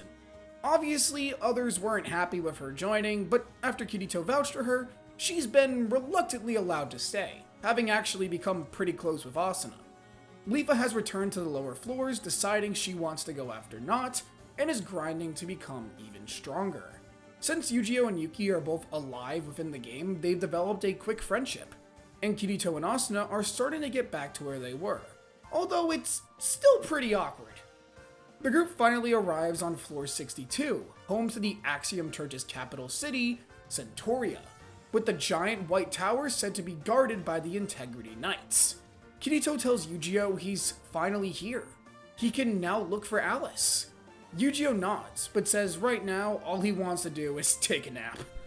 Through some clever antics, Yu-Gi-Oh and Yuki get Kirito and Asuna to go explore the city together. The romantic tension is honestly insane, as both express how great it is to be on the same page again. Asuna also asks Kirito if he's considered her offer on joining the KOB, but he declines, saying he'd rather not take orders from Heathcliff, which Asuna giggles at. It's here where Asuna also asks to learn about the info Kirito gathered on the church, as she really hasn't had time to pursue the questline they started due to her duties. Kirito tells her about Aincrad being engulfed in fire by a dark god, and that the central cathedral is sure to have more answers. The next day, the raid team meets up, with Heathcliff announcing that it's time they start exploring the floor and look for the boss. All of a sudden, the room is surrounded in a red light, the same as the day SAO launched. All of a sudden, a message pops up in the sky. The first story scenario has begun. Then the sound of footsteps is heard as an Integrity Knight enters the building. Yu-Gi-Oh is shocked as she introduces herself as Alice Synthesis 30. Yu-Gi-Oh is shaken up. His childhood friend is right in front of him. And she's an Integrity Knight? But Alice clearly has a reason for being here. The time isn't right to pry. Heathcliff asks what an Integrity Knight is doing here, and Alice says to give them, the outsiders, a warning. She reveals that the only way for them to progress is to kill the Pontifex, the one they were tasked with protecting. If they attempt to raid the tower, they will be met with the full might of the Order of Integrity Knights. Heathcliff tries to talk to her, but the only ones she will even look at are Kirito and Yu-Gi-Oh, who hold the Axiom Church's emblem. Kirito thinks to himself this must be the benefit of having done the church quest. Kirito asks if he can meet with the church's head, maybe they could reach some sort of solution. Alice says there's no reason to, but due to his status still allows him to make the attempt. Yu-Gi-Oh asks Alice what happened to her, what she's been up to all these years, but Alice tilts her head in confusion, saying he must be mistaking her for someone else. Yu-Gi-Oh is broken, but Kirito says to let it go for now. Alice leaves, and the scenario's objective is revealed. Defeat the Axiom Church by defeating its leader, Pontifex Quinella. The Integrity Knights must be spared, as they have been mind-controlled by the ruler of the church, and killing her will return their memories. Everyone is tense, especially Yu-Gi-Oh, learning that his friend is being used as a puppet. Nobody knows what to do, but Heathcliff approaches Kirito, saying that his move to create a peace attempt is the right one. Kirito nods as he makes his way towards the central cathedral. Kirito arrives at the church, where an Integrity Knight by the name of Eldrie is waiting for him. He escorts the player to a garden on the first floor, where General Bercoli Synthesis 1 waits. The Knight Captain says he will serve as the church's ambassador. These talks go nowhere. Bercoli is respectful, even praising Kirito, but his duty is to protect the Pontifex. They were summoned from heaven to protect her. It's their reason for living. Kirito tries to make his case that the players, or outsiders as they call them, can't leave this realm without doing this. But the talk goes absolutely nowhere, and war is basically unavoidable. We then skip back to around 400 years ago, as a young girl stands proud in her family's manor, and as she grows older, she begins to become a symbol, building a great tower, sets siege to all opposing kingdoms, and finds the secret of immortality, the messenger of the goddess, her salvation from Vecta. That is what she's called. The Pontifex of the Axiom Church herself, Quinella. In present day, Quinella giggles to herself, ready to destroy those pesky outsiders who threaten her power.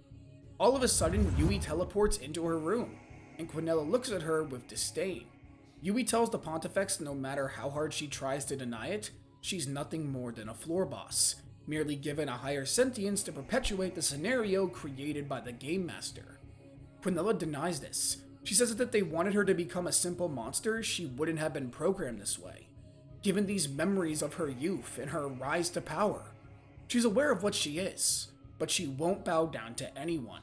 She will kill the outsiders, and reject her role in Kayaba's twisted story. Yui says her fate is inevitable, that she will meet her end at the hands of a swordsman dressed in black, the hero of the story, as her father has decided. Yui leaves, leading Quinella to get frustrated. Her? Defeated?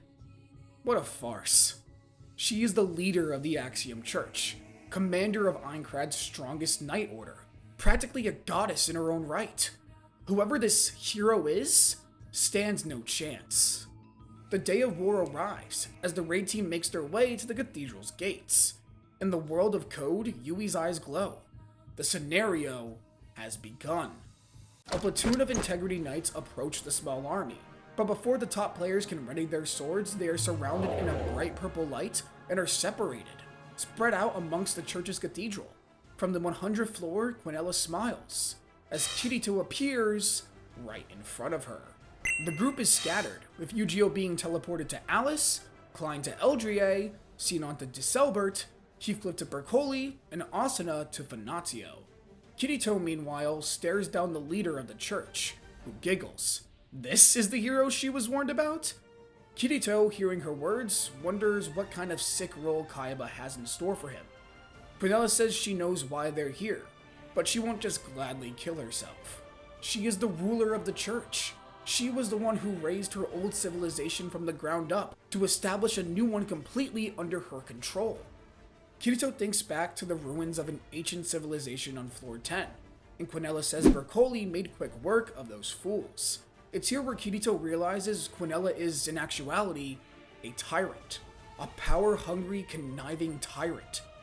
Kirito readies himself, but before he can attack the Pontifex, the swords on the walls start to swirl around the room and converge into a powerful golden golem. Quinella says this is what he would probably call phase 1 of a boss. Meanwhile, Yu-Gi-Oh and Alice talk. The Integrity Knight asks why a member of the faith would side with interlopers. Yu-Gi-Oh says that they're his friends, and all they want to do is get back home. They didn't ask for any of this, they were forced into it. Alice says that surely they were trapped here because the goddesses willed it, and as their enforcers, they must stop these sinners. Yu-Gi-Oh tells Alice to wake up, that she's being controlled. This causes Alice to flinch, as she grabs a hold of her head in pain. Yu-Gi-Oh, taking this opportunity, tries to tell her more about their childhood together, how they would play in the northern caves, and how she would make lunch for him as he worked despite her busy schedule at the church. But eventually, Alice regains her composure, her eyes cold as she takes out her sword. Yu-Gi-Oh is forced to draw out his own weapon, preparing for the battle to come. Meanwhile, the raid team takes on the platoon of Integrity Knights.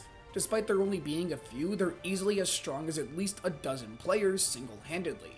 Luckily, Yuki was left at the bottom floor, and takes charge as one of the KOB's top members. The battle has just begun. Xenon faces down December Synthesis 7. The Crimson Knight wastes no time in unleashing a powerful attack with his blade. Xenon dodges and begins her bow assault. Upon seeing this, December switches to his Phoenix bow, which releases a barrage of fire arrows. This leads to a match between snipers, with Xenon using the pillars in the room to block the Knight's attacks. She uses a variety of different potions to laser arrows with debuffs, slowly breaking down the Knight's attacks and defenses, lowering his stats. But December's attacks become even more powerful, with a giant Phoenix attack directly hitting Xenon. With her HP now in the red, she unleashes an arrow with the last of her power, directly hitting the Knight and knocking him unconscious. Meanwhile, Kirito takes on the Sword Golem, his attacks barely doing anything against it, and forcing him to utilize only his incarnation skill. As darkness shrouds the top floor, Prunella smirks with overwhelming confidence. The attack is able to land a significant hit on the Golem, and Kirito notes to himself that he needs to just buy enough time for himself to charge up several more incarnation attacks. Meanwhile, Klein stares down Eldrie Synthesis 31, separated from the raid team and his guild. The Knight is stoic, calm, and arrogant, the complete opposite of Klein, which makes him think that Kaiba might not have the best impression of him. Eldrie's whip quickly changes into a snake-like appearance, which is able to grab Klein's katana and fling it across the arena. Still, Klein isn't going to back down. In the real world, he was just your average corporate worker.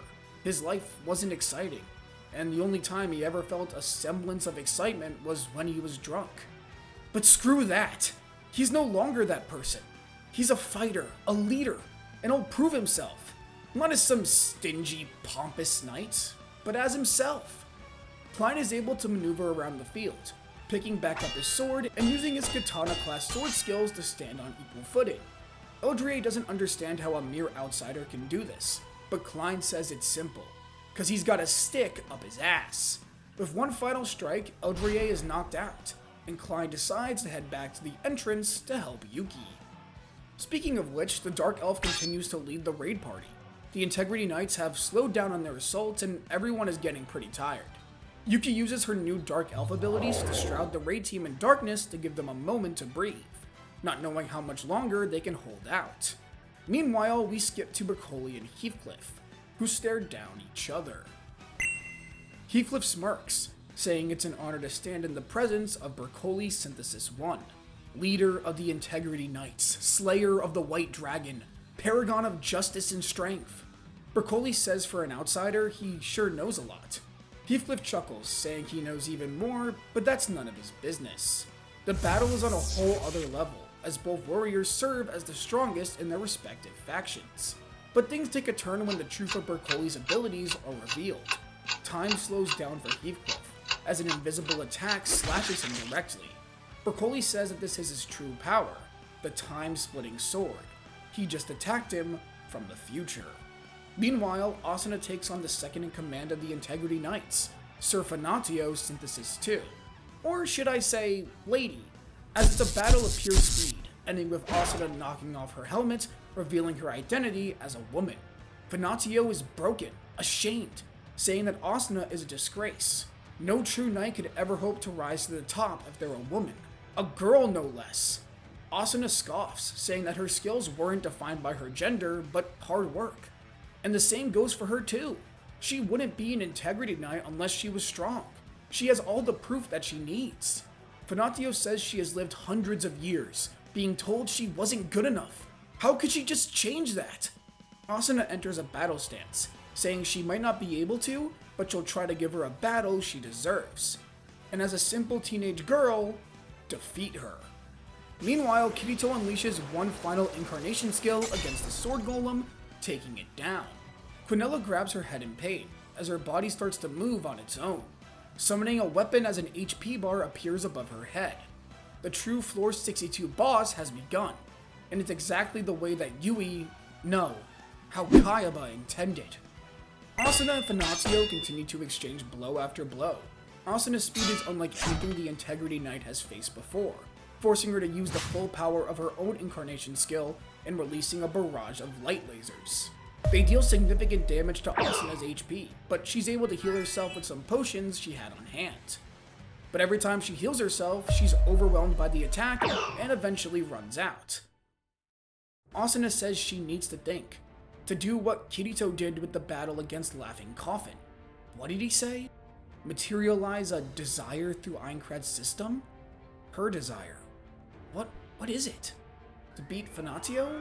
Maybe, but that's only temporary. What does she want as a swordswoman? Flash. She's known as Lightning Flash. If she wants to be stronger, she has to be faster. All of a sudden, holographic wings spread out from her back and her outfit shifts into a pair of armor. She's able to flash around so fast, Fanatio can't even look at her, as pink lightning overtakes the entire battlefield.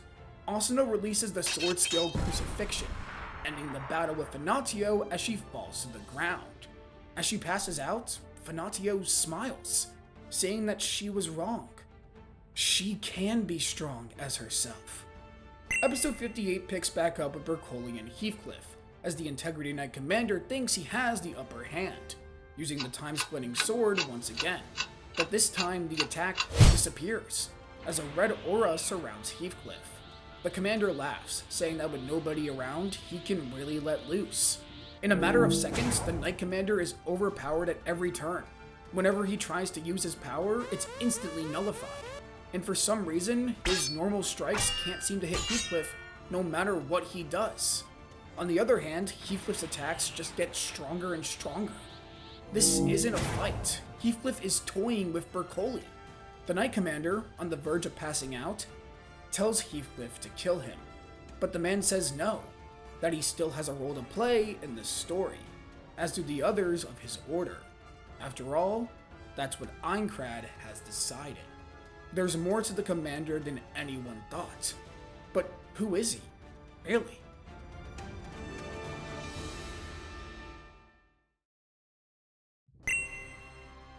We finally get back to the fight between Yu-Gi-Oh and Alice, and it's clear that there's a significant difference in their strength. Yu-Gi-Oh may be more agile, but his attacks do nothing when Alice uses her incarnation skill, as hundreds of steel flowers circle around her, thrusting towards Yu-Gi-Oh. Yu-Gi-Oh's body is stout, as he uses his ice to stop the bleeding temporarily. His body temperature starts to dip, slowing his movements, but he's able to create an ice wall long enough to use some proper potions. He realizes that he's not fighting at full strength either. After all, this is Alice, the one he's been trying to find all this time. It hurts that his childhood friend looks at him like a traitor, a monster. He says at this point there's only one way to save her, to have faith in the others. No, to have faith in Kirito. The world he knew, it's been completely flipped on its head. Sometimes he wonders if he's even real. After all, Kirito talks about this world as a game. Is that all Yu-Gi-Oh is? Fiction? No. Whether he's fiction or not, it doesn't matter. Because at this moment, his reality is standing right before him. And no matter the truth, he's only certain about one thing, and that's saving Alice. In an almost sacrificial manner, Yu-Gi-Oh charges at the Integrity Knight, with no consideration for his own well-being. His body is cut over and over again, as barriers of ice keep most of the attacks away. Alice doesn't understand what he's trying to pull. That is until he gets close enough to grab her, freezing both of them in ice. Alice's body temperature grows colder and colder, and eventually she falls unconscious. Yu-Gi-Oh falls to the floor too. victorious but greatly fatigued. And finally, we return to the fight between Kirito and Quinella, with the Pontifex realizing she's lost almost all of her free will. Was all this for nothing? Was she really just a puppet in the end? As her consciousness fades, her body becomes limp, as a purple aura surges around her, and she finally falls unconscious, as her form turns into the boss completely. She's a master of magic, and Kirito is having a hard time keeping up with the assault. She's easily the strongest boss he's fought up to this point. His HP just keeps going down. Finally, his incarnation skill recharges, but as he sends it flying at the Pontifex, even that is blocked by a powerful magic attack. Is this really it? Is he going to die? Quinella is now fully taken over by the system, a ruthless monster who won't hesitate to land the killing blow. Kirito thinks about all the people he's met and cares about, from both the real world and Aincrad. He doesn't want to leave them behind. All of a sudden, a notification pops up, asking him if he wants to unlock the hero's skill. Kirito wonders what this is, but he doesn't have time to think. As soon as he presses it, his body jolts with newfound power, as his eyes change to a glowing yellow. All of his stats have instantly gone up. Either that or Quinella's attacks have gotten slower. The Pontifex no longer stands any challenge. He's easily demolishing her at every turn. Kirito doesn't understand how he got this skill, or why he even has it. Hero skill? He's no hero. But I guess Kaiba thinks differently. Ever since their encounter on floor 10, Kirito knew he was watching him. But why give him this skill? What is his plan for the future of SAO? But right now, he had to focus. He could think of these questions later. Quinella charges up one final super attack, a magic atomic bomb. Kirito readies himself, summoning his incarnation skill, far larger and more powerful than before. A giant clash occurs, darkness versus light. In the end, Kirito continues to increase his stats in real time, and land the killing blow. As Quinella dies, she quickly regains a bit of her own sense of self. She looks at Kirito, smiling, saying perhaps this outsider can oppose the system that enslaved her. The floor is cleared, and the remaining Integrity Knights have all passed out, all freed from the spell that Quinella held them under. All their memories will return as soon as they wake up. Kirito looks down at his HP at 1. He feels light, tired, and passes out.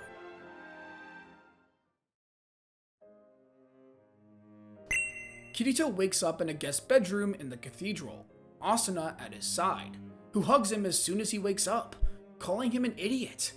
Apparently, he's been asleep for the whole day, but he did it. Floor 62 is cleared. A man then enters the room. It's Broccoli, who thanks Kirito for returning his memories. He'd forgotten so much, spent hundreds of years as a slave, and now that he's regained his own sense of self, he'll dedicate the Order of Integrity Knights to his cause. He does, however, ask him a question of what will happen to them when they inevitably leave this world. Kirito is at a loss. He actually hadn't considered that. He tells Broccoli he wishes he had an answer for him, but he doesn't. Broccoli smirks, saying they'll cross that bridge when they get to it. Afterwards, Kirito checks up on everyone.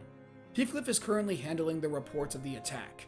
Yuki is resting, Klein has already gone up to floor 63 to scout it out, and Eugeo is with Alice, who's going through the trauma of regaining her memories. Kirito looks at Asuna, and he said that they really did it, but Asuna says it wouldn't have been possible without him. I mean, he took on the boss by himself and won. This makes Kirito think about the hero skill, or whatever it was called. What exactly was that power? After saying goodbye to Asuna, Kirito returns back to his bedroom to rest, when another notification pops up, saying he's fulfilled all the requirements to obtain the dual-wielding class. Kirito pays Egil a visit, and reveals all the stuff about the dual-wielding class and hero skill. Egil asks Kirito if he's told anyone yet, and he shakes his head. Not even Asuna. He says that he's worried about making this info public. I mean, an exclusive power and class? That would make the players resent him even more than his time as a beater. Egil says that regardless, he's gonna need another top tier sword, so maybe asking Argo to hook him up with a blacksmith wouldn't be a bad idea. Kirito agrees, and he sends Argo a message. She's a little weirded out. I mean, Kirito's Elucidator is already one of, if not the best sword he can get right now at this point in the game. But regardless, she puts him in contact with a blacksmith named Lisbeth, and Kirito goes to her shop. At the same time, on one of the lower floors, a group of Aincrad Liberation Front members, led by a player named Thinker, are currently exploring a dungeon. All of a sudden, a purple flash passes by them, and Thinker looks over to see several of his comrades' HP at 0. They disappear, and before he can react, a sword is stabbed right through his chest. He looks over at the attacker, who calls them sinners, and that they'll pay. Thinker disappears into nothing, and the man walks away. Episode 63 picks up with Leafa, who unleashes a finishing move against a monster who's attacking a farm. The family thanks her for her help and asks if she wants to stay for dinner. She politely declines, and instead heads into town. It's here where she hears rumors about a PKer who uses purple-colored sword skills, and that he's been going after squads on the raid team. This causes Leafa to panic, and she meets up with Argo, who pretty much just reinforces what she heard earlier. The killer, a man who uses purple-colored sword skills. Only one person meets that description. It's not. Meanwhile, Kirito meets Lisbeth, and sadly, none of her swords are up to his skill level. Lisbeth gets annoyed, but since Kirito is the Black Swordsman, she guesses going on a little quest to obtain some top tier materials won't be a waste of time. She says that on floor 45 there's a rare crystal which she can use to forge a new blade, but she'll need some help. Kirito agrees, saying that he'll make sure to protect her along the way. This gets Lisbeth a little upset, but Kirito decides not to pry. That night, Leafa opens up her friends list and messages Not, telling him to meet her at the place they first met. Episode 64 begins back on Zakaria, as Yu-Gi-Oh and Alice walk around the city, as Yu-Gi-Oh recounts his years as a student, and how he left a journey with Kirito. Alice says she's sorry. She missed so much of his life after they agreed to always stay together. Yu-Gi-Oh says it isn't her fault, that they can make up for lost time now. Alice says that he's changed. He's more confident. Yu-Gi-Oh thinks it's all because of Kirito. He's helped him become the person he always wanted to be. Alice laughs, saying it's refreshing to see him like this, and now that she's regained her memories, she hopes she can become her ideal self too. Yu-Gi-Oh asks if she's ready to see her family again, and Alice says no, but she can't hold it off any longer. On floor 12, Leafa waits in the place where she first encountered Not and Yuna, and her eyes start to tear up after remembering her friend's death. Then, a purple light flashes in her field of vision, as a man lands right next to her. It's Not, who looks different than before. He's older, and his gear is way higher level. She also notices that he's a red player, and she immediately asks why. Why is he doing this? Not says why else. It was those bastards. The raid team. They failed Yuna. They allowed that monster to kill her. Leafa says there was nothing anyone could do in that situation. That without Kirito and Yu-Gi-Oh, they would have all died. Not screams, saying that her brother and his friend should have showed up sooner. She said that he was going to take care of things, that everyone would be okay. But it wasn't. He can't live like this. He won't be satisfied until everyone that day pays for what they did. Leafa asks Not if that includes her, and he stares at her with a cold expression. He asks if she'll stand in his way or help him avenge Yuna. Leafa, tears in her eyes, pulls out her sword, saying she has no choice but to knock some sense into him. Not laughs maniacally. He says that if anyone would understand, it would be her. But she's just like the rest, hiding behind people like the Black Swordsman and Lightning Flash, moving on from each battle without considering those who have fallen. But not him. He'll fight for Yuna until the day he dies. Leafa and Not clash, Their duel rages on. Nod attacks relentlessly, not having a care in the world for his own well-being. It's sadistic, but Leafa can't afford to think about that. Green energy swirls around her sword as she releases a powerful incarnation skill she's been working on, temporarily immobilizing him. But before she can strike again, he flashes away. As he zooms across the field, Leafa tells him to stop this, that Yuna wouldn't want this. She'd want them to live, to get out of this game. Nott says she has no idea what Yuna would want. She didn't know her like he did. The battle becomes one of sheer speed, with Leafa struggling to keep up with Nott's movements. But using her incarnation skills, she's able to slow him down. Leafa ends up headbutting her former party member, telling him to wake the hell up. I mean, really? Killing innocent people just for revenge? For something they didn't even do? That's not justice. It's cowardice. How could he possibly face Yuna in the afterlife as a coward? Nott breaks down, crying, dropping his sword and rushing over to hug Leafa. He says he's lost, he doesn't know what to do. Leafa comforts her friend, saying that she'll help him all the way, that she'll stay by his side. Finally, the episode ends with Alice and Yu-Gi-Oh arriving at the gates of Rulid. Yu-Gi-Oh holds Alice's hand as she takes a deep breath, walking inside.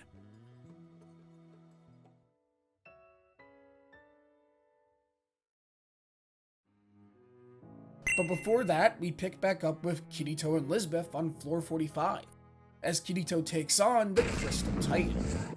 It's powerful, but when compared to a floor boss like the Pontifex, it's nothing. Kirito defeats the mob, obtaining the rare ore he needs and giving it to Lisbeth.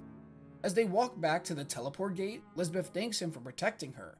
She was honestly a little hesitant about this trip.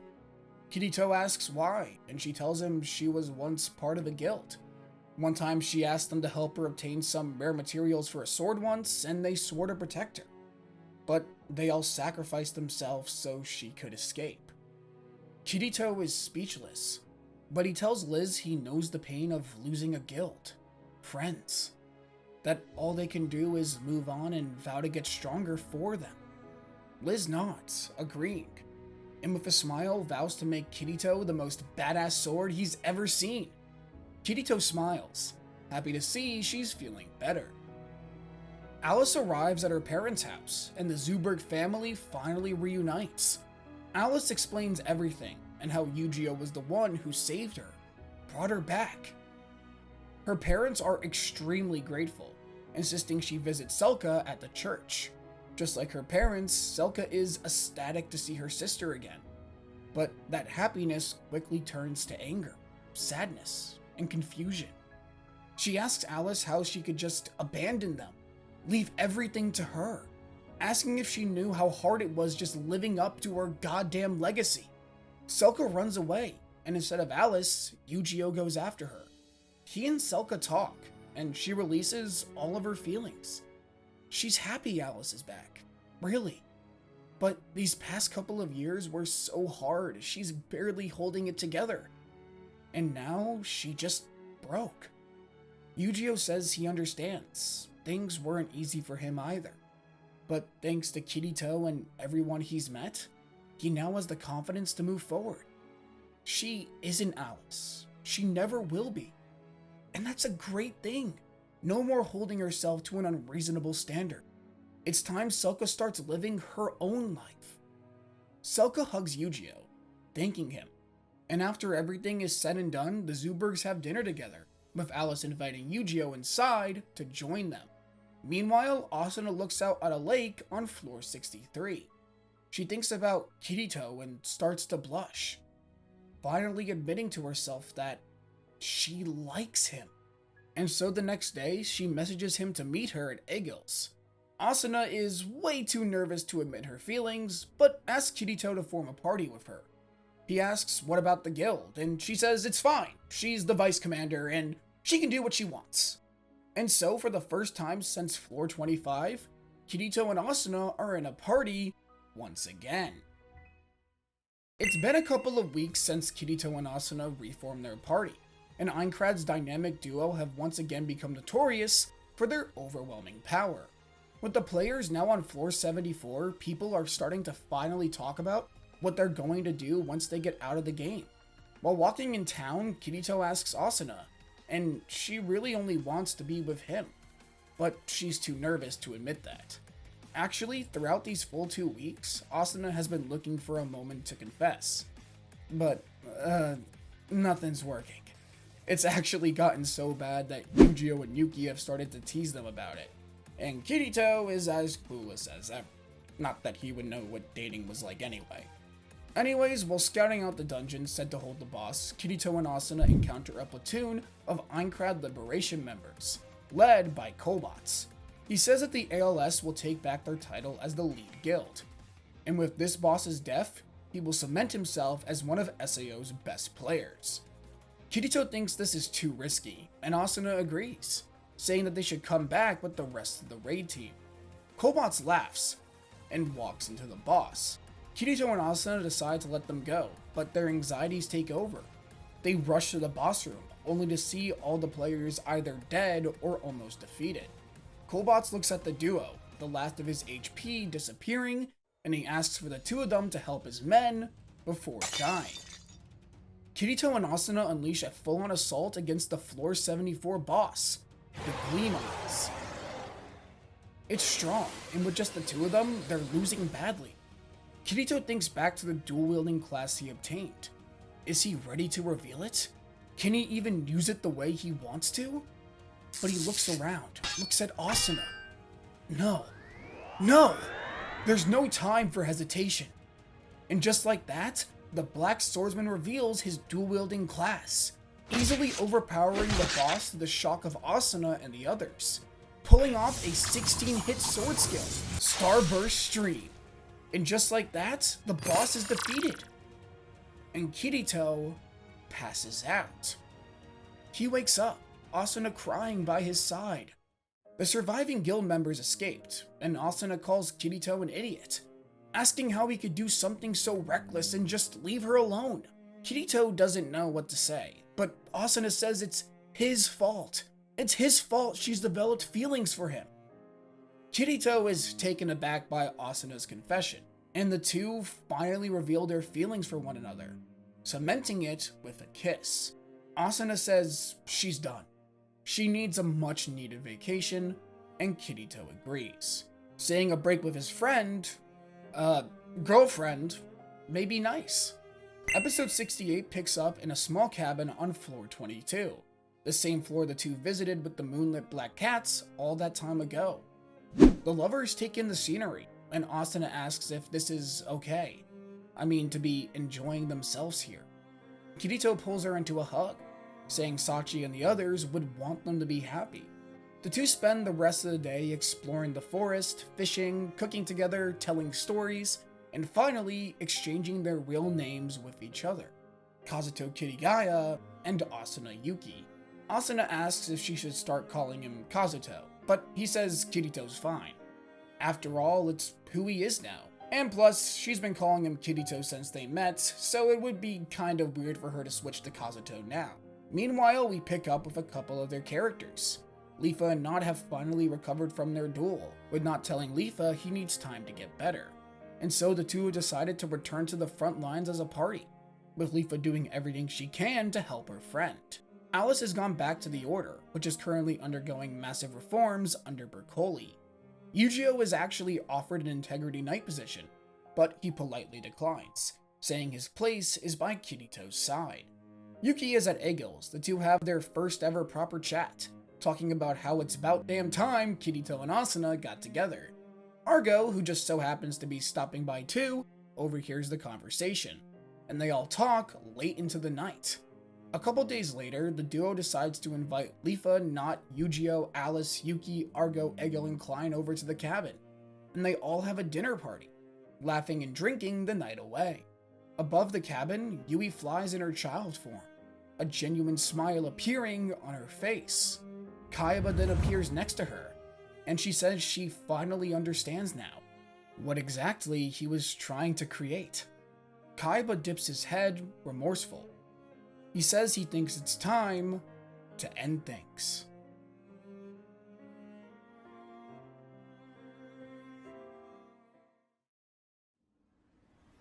Next episode begins with the raid team gathering at the Floor 75 boss floor. Alice has decided to join as a representative of the Order, with Broccoli promising to send more knights once the reforms are complete. Together they take on the Skull Ring, a giant skeletal bug-like monster. The battle is tough, with over 15 players dying. Kirito's dual-wielding skill, as well as the several incarnation skills used by the others, are dealing significant damage, but it just keeps going. Kirito turns to Heathcliff, who looks sad. All of a sudden, he surges with red aura, and the boss is instantly paralyzed. He didn't even touch him. Kirito is shocked, but he doesn't have time to think. Along with Asuna's incarnation skill, he unleashes a combo attack, ending the boss's life. After the boss fight, the mood is grim, but Kirito needs answers. There isn't a single skill in SAO that just paralyzes a monster on sight. Does Heathcliff also have a unique skill like him? He approaches the KOB leader about it, and he says he was tired of seeing people die in his world. It's here where Heathcliff reveals who he truly is. It's none other than Akihiko Kayaba. Some players try to attack him, but he's an immortal object. Nothing can affect him. Kayaba turns his attention to Kirito, as the world turns into a dark void. Kirito draws his sword, asking what this is. Kayaba says he has a choice to make. Kirito doesn't understand, and so the creator of SAO says he'll enlighten him, as the world dips to white.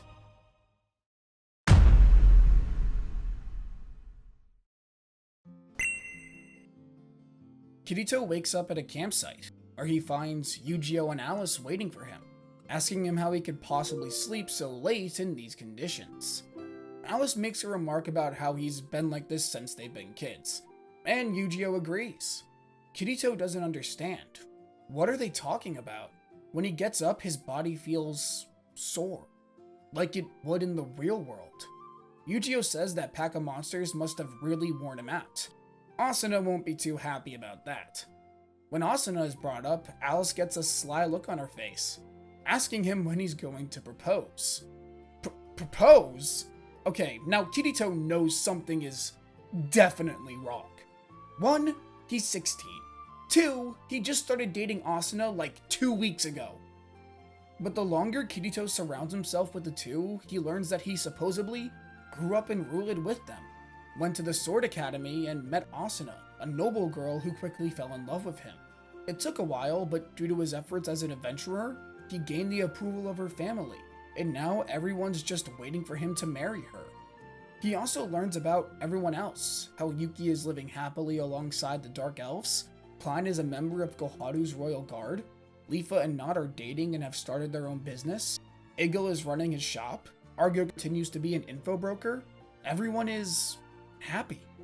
Kirito eventually makes it back to a mansion, where Asuna, in a lavish dress, welcomes him back home with a kiss. She complains about how boring all the snobby noble stuff is, and that all she wants to do is get back in the field. Kirito says he can take her out to hunt, and she lights up with excitement. However, Kirito thinks about what's really going on, screaming on the top of his lungs for Kayaba to end this. The world then stands still, as it shatters like glass. Kirito is now in the world of code, Kayaba standing right before him. Kirito asks what the hell that was, and Kayaba explains it's SAO's quote-unquote good ending. In reality, it's what he's hoped for this whole time, to turn this virtual reality into a real one. Kirito doesn't understand, but it's here where Kayaba reveals everything. He created SAO because he hated the real world. The war, anguish, poverty, selfishness, human nature as a whole. It made him sick. He wanted to leave for a new world, to the castle he dreamt up as a kid, and to shepherd people along with him. That's the reason he trapped everyone in SAO. He wanted people to experience an authentic alternative to the real world, which sadly had to include death. Yuki's death was a factor beyond this world, an outside illness, so he fixed it.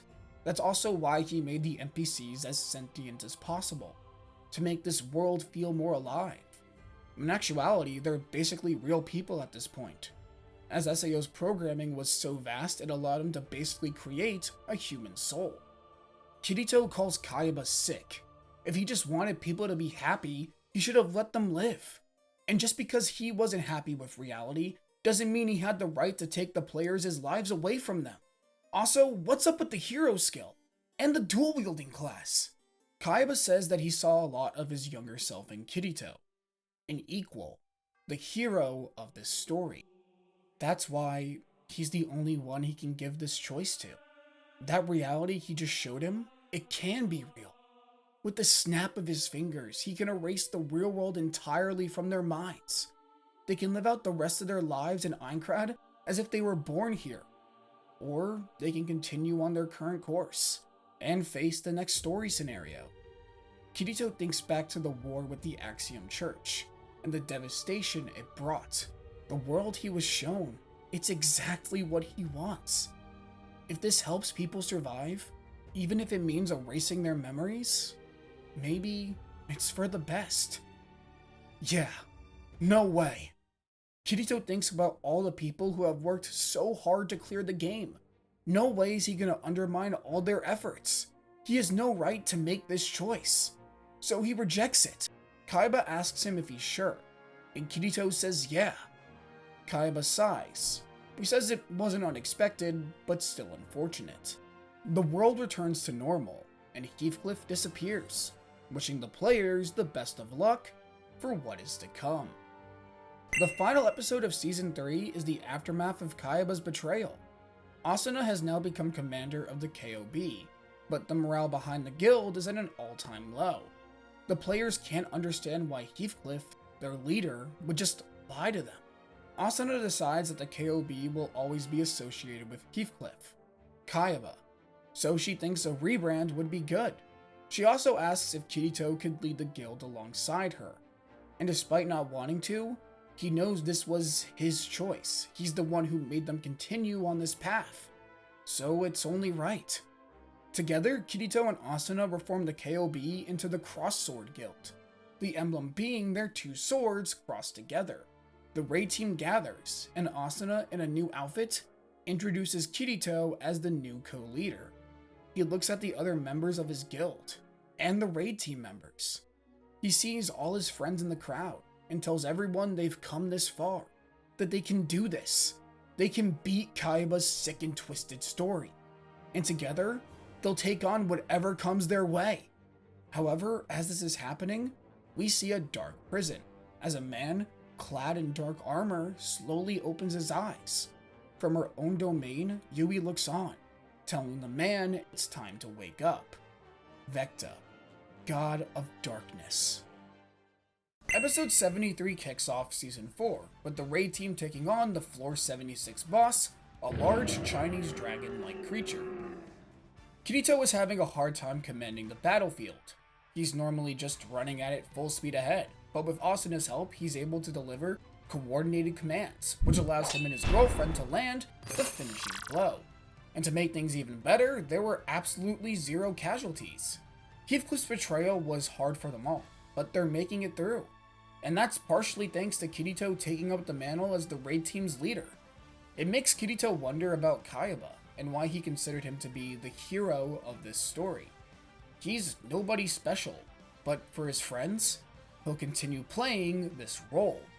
As the raid team celebrates their victory on Floor 77, the sky turns red, just like it did on SAO's launch day, as a giant holographic image of Kayaba appears in the sky, saying it's time for the next act of the game. The players lash out at SAO's creator, calling him traitor and monster, but the hologram makes it very clear that this is nothing more than a pre-recorded message. He directly states that due to the actions of a certain player, they have now doomed themselves to SAO's hardest challenge. With the snap of his fingers, all of Aincrad shakes, even the lower floors. Kayaba says that this has begun the War of Light and Darkness, as the Dark God Vecta has returned, altering floors 80 through 90 into one superfloor, a dark wasteland. And in just 2 weeks, he will storm the lower floors with an army of over 10,000. In order to stop him, the players must seek out the 3 goddess trees scattered throughout Aincrad, which he has shared the locations of. They must obtain the goddess fruits, gain their powers, and gather allies from across the land to fight off the forces of darkness. And as soon as Kayaba disappears, the raid team immediately points fingers at Kirito, saying it's all his fault, but Asuna is able to calm everyone down. The group then decides how to divide up their forces. Asuna, Leafa, and Sinon will go after the fruits and obtain the powers of the goddesses. Meanwhile, Yuki will recruit the Dark Elves, and Klein will enlist Koharu's kingdom back on floor 10. It'll be up to the other raid team members to clear up to floor 80 so they can meet Vecta's forces directly. At the same time, we see the transformed Dark Territory, with Vecta's Obsidia Palace standing pristine. In the throne room, armies of monsters conjured from darkness stand ready for battle. Vecta's gaze narrows as flashes of his past play in his mind. His sister's betrayal, the faces of all those who shunned him, called him monster. He says it's time for retribution, and that the world will begin anew under his rule. The raid team says farewell to Asuna, Leafa, and Sinon, with Kirito and Asuna cementing their goodbye with a kiss, promising one another to stay safe. At the same time, Argo and Egil arrive, returning to the front lines. Kirito leaves things to them and the other guild leaders, as he actually goes off to train his dual-wielding class with Alice and Yu-Gi-Oh, which he thinks will benefit everyone in the long run. During their training, Yu-Gi-Oh approaches Kirito, saying that he's grown so much thanks to him. He also tells Alice that after the war, he has something he wants to tell her, a blush on his face. She asks what it is, that it's better to just tell her now. What if he dies? But Yu-Gi-Oh can't, saying it's a secret, and Kirito reads the room. The 3 friends continue to train into the night, their friendship everlasting.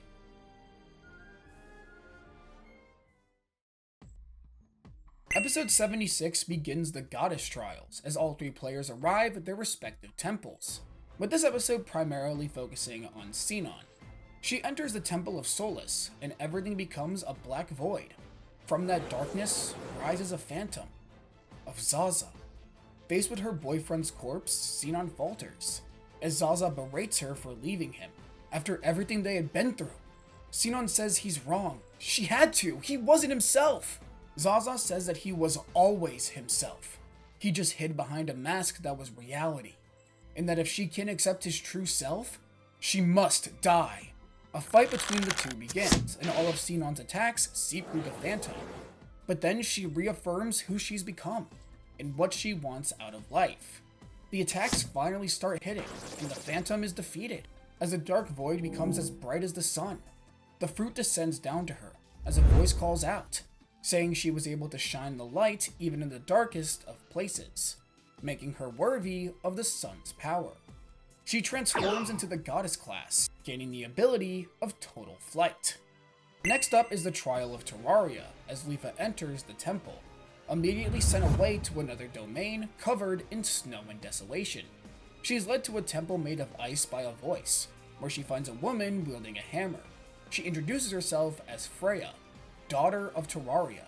She says that this place used to be green and bountiful, but after her mother died, it changed to this, and she was left alone with the sole duty of protecting her powers. A fight between the 2 begins. Despite her small frame, Freya's attacks exceed that of an Integrity Knight, as her hammer crushes the earth beneath her. However, Leafa has spent all this time in the game getting stronger. No way is she gonna back down now. She has to protect Kazuto and not everyone else too. How else can she face her parents when they get out of this shithole? In the end, Leafa is able to outmaneuver Freya, landing a critical blow which defeats the boss's requirements. Freya smiles as Leafa grabs hold of the fruit, transforming into a new form. As the ice temple melts away, and the land becomes green once again, Freya starts to disappear, thanking Leafa, as she can now rejoin her mother in the afterlife. Leafa is returned back to Aincrad, ready to use the power of unlimited healing in the battle to come. Episode 78 begins the final trial, Stasia's. Like Leafa, Asuna is spirited away to a city atop a giant tree, home to the fairies. She looks at her reflection, now appearing as the goddess Stasia herself, but her body isn't her own, as she is moving on her own and she's not even speaking what she wants to say. Perhaps Stacia is trying to show her something? She learns that the fairies are Stacia's creations, and one in particular, named Oberon, had become infatuated with her. Stacia, out of respect for him, politely declines his love, but this upsets the fairy, and he ends up using forbidden dark arts to transform himself into a demon. Asuna is forced to watch as her body battles the monster, the entire fairy city, and as an extension the race itself, burning to ash amongst the chaos. The pure massacre in front of Asuna causes her to panic. But before it can fully take over her, she's eventually dragged to another domain, and she comes face to face with the remnant of Stacia herself. The remnant tells her that this was her mistake, that a goddess, no matter how powerful, isn't perfect. This was her biggest regret. Well, besides not being able to save her brother. But regardless, now that Asuna has seen her story, she must see hers. Asuna then begins a battle against the goddess of creation, who uses her abilities to alter the terrain around them. Luckily for Asuna, she isn't called Lightning Flash for nothing. She activates her incarnation skill, zooming across the battlefield faster than Stacia can terraform it.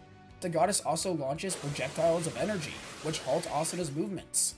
The leader of the Crossword Guild thinks about Kirito, Yuki, of all the people she cares about, and her family too, who wait for her at the end of this road.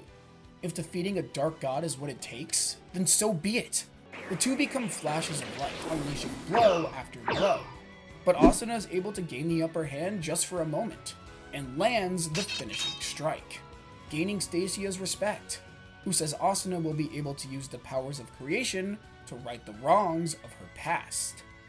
Asuna uses the fruit, transforming into her own goddess class, and gaining the power to manipulate the earth.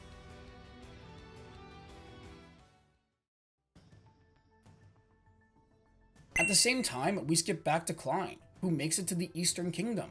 Koharu welcomes him back with open arms, and he explains the situation. And due to everything Kirito and Asuna have done for her, she's more than happy to extend a helping hand. After all, she knows about the Dark God too. This is a threat they can't ignore. Yuki is also able to get through to the Dark Elves, even making up with Kismel, who says that even if she isn't the Yuki she remembers, her memories are real, and that she would fight for her little sister no matter what. Yuki is also given a new outfit, made in respect for the Dark Elf's own goddess, Gladia the Swordmaster. Yuki wears it with pride, promising to lead the Dark Elves into battle during the war to come. Episode 81 actually takes us away from our main group and shifts perspectives to Vecta himself.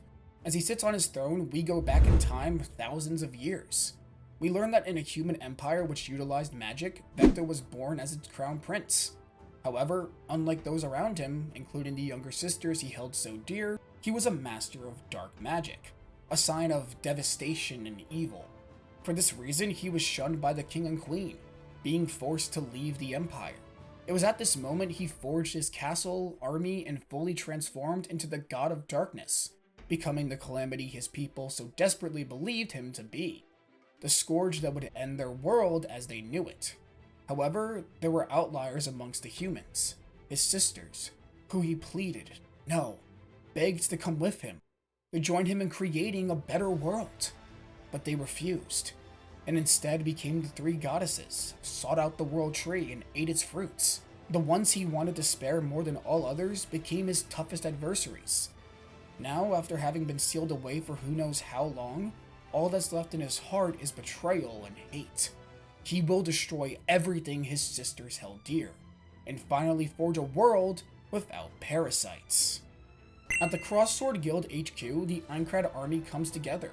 Pretty much every big guild, including Footing Kazan, the ALS, and DKB, are all here. The original raid team members who are still around reuniting. On top of all that, the Integrity Knights and their army, Koharu's Kingdom, the Dark Elves, and some Swordcraft Academy students, including Lena, are here too. Knowing that they are at the center of them all, Kirito and Asuna make a speech to rally their forces. They say that together they can overcome this.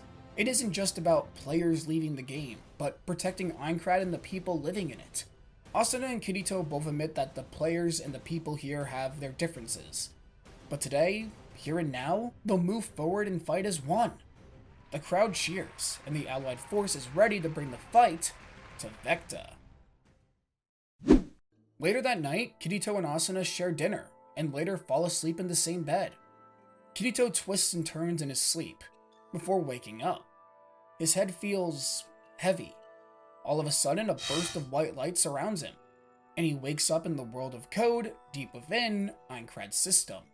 It's here where he comes into contact with Yui, who quickly shifts back into her child form, saying that they have a lot to discuss. Kirito says that he's had questions for her since they last talked in Zakaria, and Yui says she will answer all of them, but first, he must know something. She says that despite what they've been told, to reclaim the goddess's power, gather an army, it won't be enough to best Vecta. Only the hero's skill will be enough. Kirito is shocked, asking what she means. She says it's simple. The players, or rather Kirito, rejected Kaiba's good ending. It was this decision which awakened Vecta from his slumber, and so of course, this fight wouldn't be as simple as they were led to believe. Kirito asks if this is Kaiba punishing him, but Yui shakes her head. She says that father doesn't hate him. In fact, he respects Kirito. And to think of this next story scenario as a sort of trial. A trial he needs to overcome as Kaiba's equal. Kirito asks what she's talking about, and it's here where she reveals the truth. The hero skill that he holds isn't just some sort of stat boost.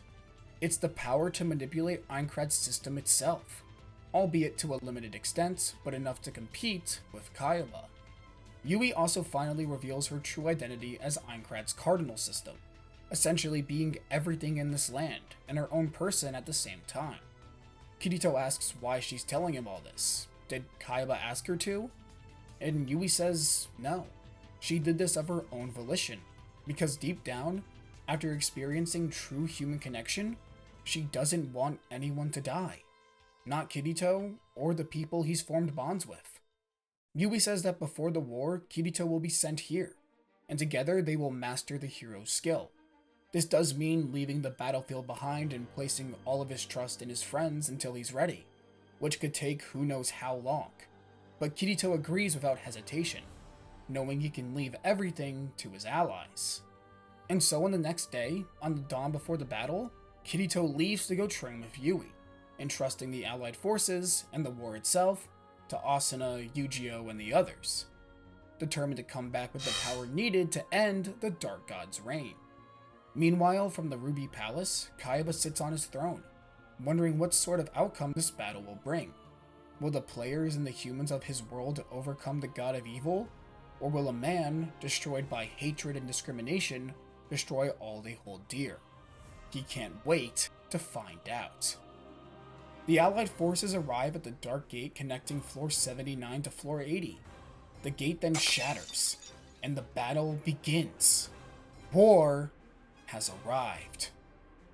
Darkness bursts through, as an army made up of thousands of monsters charges through, with the sky turning blood red. Asuna is scared, really scared, but Yuki comes to her aid, telling her everything will be alright. Finazio then appears next to her too, telling the commander all she needs to do is focus on making it to Vecta. Sinon descends, Leafa right next to her, telling Asuna to grab on. The three goddess vessels are thrusted into the air, but are immediately surrounded by minions. However, they're scoured by Finazio's light lasers. Bercoli takes charge, as the armies get into several positions. An army of goblins and giants from the other side serve as the first raid party. Yuki looks on, realizing that unlike the NPCs or herself, these guys aren't alive. No, there's something different about these guys from the other normal monsters too. It's as if they're hatred incarnate. The beasts charge at the allied forces, cutting through Goharu's samurai and the dark elves with ease. Klein steps in, an aura surging around him as he smirks. It's his time to shine. A wave of fire scorches dozens of goblins, knocking them out.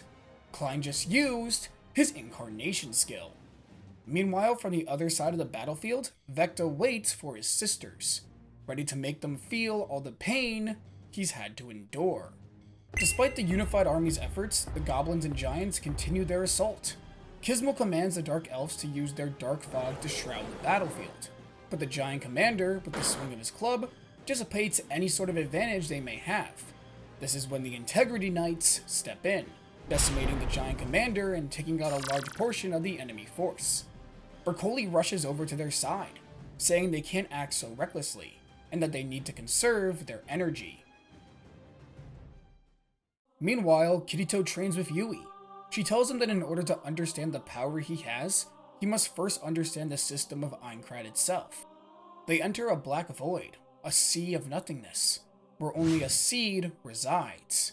Yui tells Kirito that this seed is how SAO came to be, a marvel of VR tech which can not only create a full-on virtual environment, but replicate the power of the human soul, or as Kayaba calls it, a fluxlight. Inside this seed is the heart and soul of every NPC, the people she has learned to deeply care about, and it also serves as the hero's skill's power source. As soon as Kirito touches it, he is flown into an unknown space, knowledge flooding through him. It's too much. His brain is being overwhelmed, but it eventually stops. Kirito asks how he's supposed to master that, and Yui says he's not. Not even Kayaba could harness all of the system's power without his brain getting fried. But now that he understands the building blocks of Aincrad, what is essentially its matter, he can now begin to manipulate it. Kirito becomes serious, saying he's ready for anything. Yui then changes back into her adult form, as multiple clones circle around him. She tells him to activate the hero skill, and his eyes turn gold once again as he grips his sword. The goddesses charge through the air of the battlefield, having to dodge a ton of flying enemies, including minions and dark dragons. Asuna tells Sinon to fling her to a nearby cliff, and she does. Asuna activates her incarnation skill, now appearing in a different form. Using the cliff to propel herself, she becomes a streak of lightning which takes care of the enemies one by one, with Leafa using her healing powers to keep her rejuvenated and in top shape. The three eventually come back to each other, continuing on their path to Vecta. Back at the battlefield, Alice and Yu-Gi-Oh are surrounded by monsters, but before they can attack, time slows down, and in an instant, all the enemies are dead. Broccoli rushes over to their side, making sure they're both okay. But things only get worse when a bunch of mages suddenly surround the Integrity Knights. At the same time, Yuki and Kismel stand side by side too, commanding the Dark Elves as they come face to face with the Dark Knights. More specifically, their commander, Vixer al-Shasta. He scoffs, saying that it's a disgrace that the once honorable Dark Elves, which fought alongside Vecta during the First War, would now be his enemies. Yuki is shocked, and Kismel confirms this, that they were saved by the Sword Goddess, and their people swore to live better lives. She asks why such an honorable man, a knight commander no less, would fight for a tyrant. Shasta says that she wouldn't understand the pain his majesty has had to endure simply being born. The goddess spawn are a cancer, and he will cure the world of their disease. Kismel charges in, but Shasta is on a whole different level, and the rest of the Dark Knights surround the elves. It looks like things are over, but Yuki gets in the way of Shasta's blade, saying that she requests a duel. And on his honor as a knight, Shasta accepts. Kirito takes on more and more Yui clones. The longer he uses the hero skill, the more worn out he becomes. But Yui uses her power to forcefully reactivate it. The more clones he takes on, the more power he uses, and the better his understanding of Aincrad's system becomes. He can now manipulate it, and he can use it to dodge, attack, and fluctuate his own power. He looks down at his elucidator, and thinks that it can be even stronger. It's submerged in a golden light, and transforms into a new shape, becoming a legendary weapon in the system's menu. With the sword, he erases the rest of the Yui clones with ease, and then collapses to the ground, the hero's skill deactivating, but he needs to go even further. We then skip back to the age of the original war, as Vecta's sworn knight, Shasta, watches as his master cries in his room. He didn't decide to be born with dark magic. This suffering continues to grow long into adulthood, and Shasta has to just watch as everyone Vecta's ever loved rejects him. They're traitors. Heartless traitors. Returning to the present, he and Yuki begin their duel. Yuki has the advantage in speed, but Shasta is able to pinpoint her strikes and counter. He then goes on the offensive, knocking Yuki back. She coughs up a ton of blood, and Kismel cries out. Yuki tells her it's fine, that she's not going to let this night hurt any of them, on her honor as a dark elf. This resonates something within Shasta. He says that he respects her willingness to fight for the people she cares about. Yuki says they all have their reasons for fighting. It's not her place to judge. But she won't back down, and all she needs to kick ass are her swords. Shasta laughs, genuinely laughs, saying this is the type of opponent he's been waiting for. As a giant tornado appears, Yuki just smirks, grabbing her blades and entering the storm. Using her techniques, she propels herself up into the air, beheading the knight where he stands. As Shasta dies, he thinks about Vecta, that he's no longer the small little boy he once was, and that he knows he can make his dream come true. He apologizes for leaving him, but the thrill of battle has always consumed him like no other. At the same time, the Order of Integrity Knights come face to face with the powerful Dark Mage unit, led by DIL.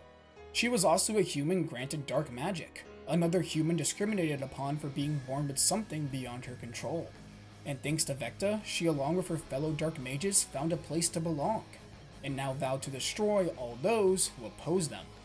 DIL also seems to have some ulterior motives, as it seems like she's grateful to Vecta, but harbors some envy towards his power. The first line of defense is Dieselbert and Eldrie. Both remember their memories they regained, the reasons why they fight. Dieselbert reminisces about the wife he used to have before he was enslaved by Quinella, and the warmth he felt. He wants to make others feel the same way. This is the exact same perspective Eldrie has, except it's remembering his mother, who he had to kill as a knight after the church made him believe she was a witch. In reality, they were just trying to erase his past, his identity. That's the type of world they live in. It's awful. And if he wants to change it, he needs to fight. The mages use summoning magic, bringing horrifying monsters to the battlefield. Golems, orcs, draconic beasts, and a plethora of others. At the same time, Berkoli charges through the enemy force, coming face to face with DIL, who mocks the knight as a brute who hasn't studied a day in his life. Berkoli laughs, saying he might not be the best with books, but all he needs is his swords to kick her ass. Eldrie and Dieselbert's resolve shines above all others. The Frost Whip and Phoenix Bow take out dozens at the same time. Things are turning in their favor. That is until one of the units drops dead, as several mages sacrifice themselves, and their dark energy coalesces into a horrifying worm-like creature. As the battle rages on, it looks like things have reached a stalemate. Kaharu's army alongside Footing Kazan are going strong. Same with the Dark Elves who are recovering from their fight with the Dark Knights. However, the worm has changed everything. It tears through the allied forces, killing several low-ranking Integrity Knights. Fanatio looks on in horror as her apprentice, Dakuda, coughs up blood, and says her final words. The Knight's spirits are broken, but Yujiro and Alice stand firm, taking on the worm by combining their incarnation skills. However, this does very little, but it sparks something inside of Eldrie. He looks at his mentor, her determination, resolve, and he thinks back to the day he met her, when she promised to turn him into a proud and powerful knight. It was all for this moment. Eldrie hops on his dragon, using his whip to distract the worm and catch its attention. Eldrie charges high into the sky, but the worm catches up, eating away at his flesh. Alice looks on in horror, but Eldrie's body glows with blue energy despite his depleting life force. He then explodes into an ice bomb, freezing the worm where it stands as it crumbles to dust, but at the cost of his own life. Alice is destroyed, but Yujiro comforts her, saying they'll have time to mourn when the battle is over.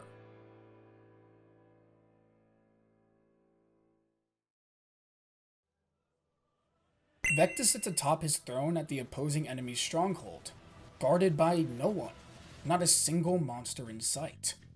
All of a sudden, 3 colorful bursts of light crash into the ground beneath his feet. It's Asuna, Sinon, and Lifa.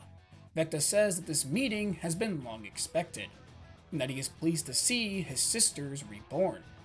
Despite their rejection of him, he still holds great love for them, which is why he will grant their champions, no, their vessels, a quick death. Asuna states that they aren't scared of him, and are ending this war right now. The ground shatters beneath Vecta's feet, as Sinon blitz around him, firing waves of light arrows that appear almost like lasers. However, the Dark God blocks all the attacks with a shield conjured by dark magic. Before Sinon can react, he appears behind her, hurtling her into a nearby cliff. Leafa rushes to her side, healing her, and so Asuna engages Vecta single-handedly. She wastes no time in activating her incarnation skill, as wings sprout out from her back, increasing her speed. Vecta praises her skill, saying she isn't solely reliant on Stasia's blessing. But it's pointless. A wave of darkness is shot out from his body, paralyzing Asuna where she stands. No, this isn't paralysis.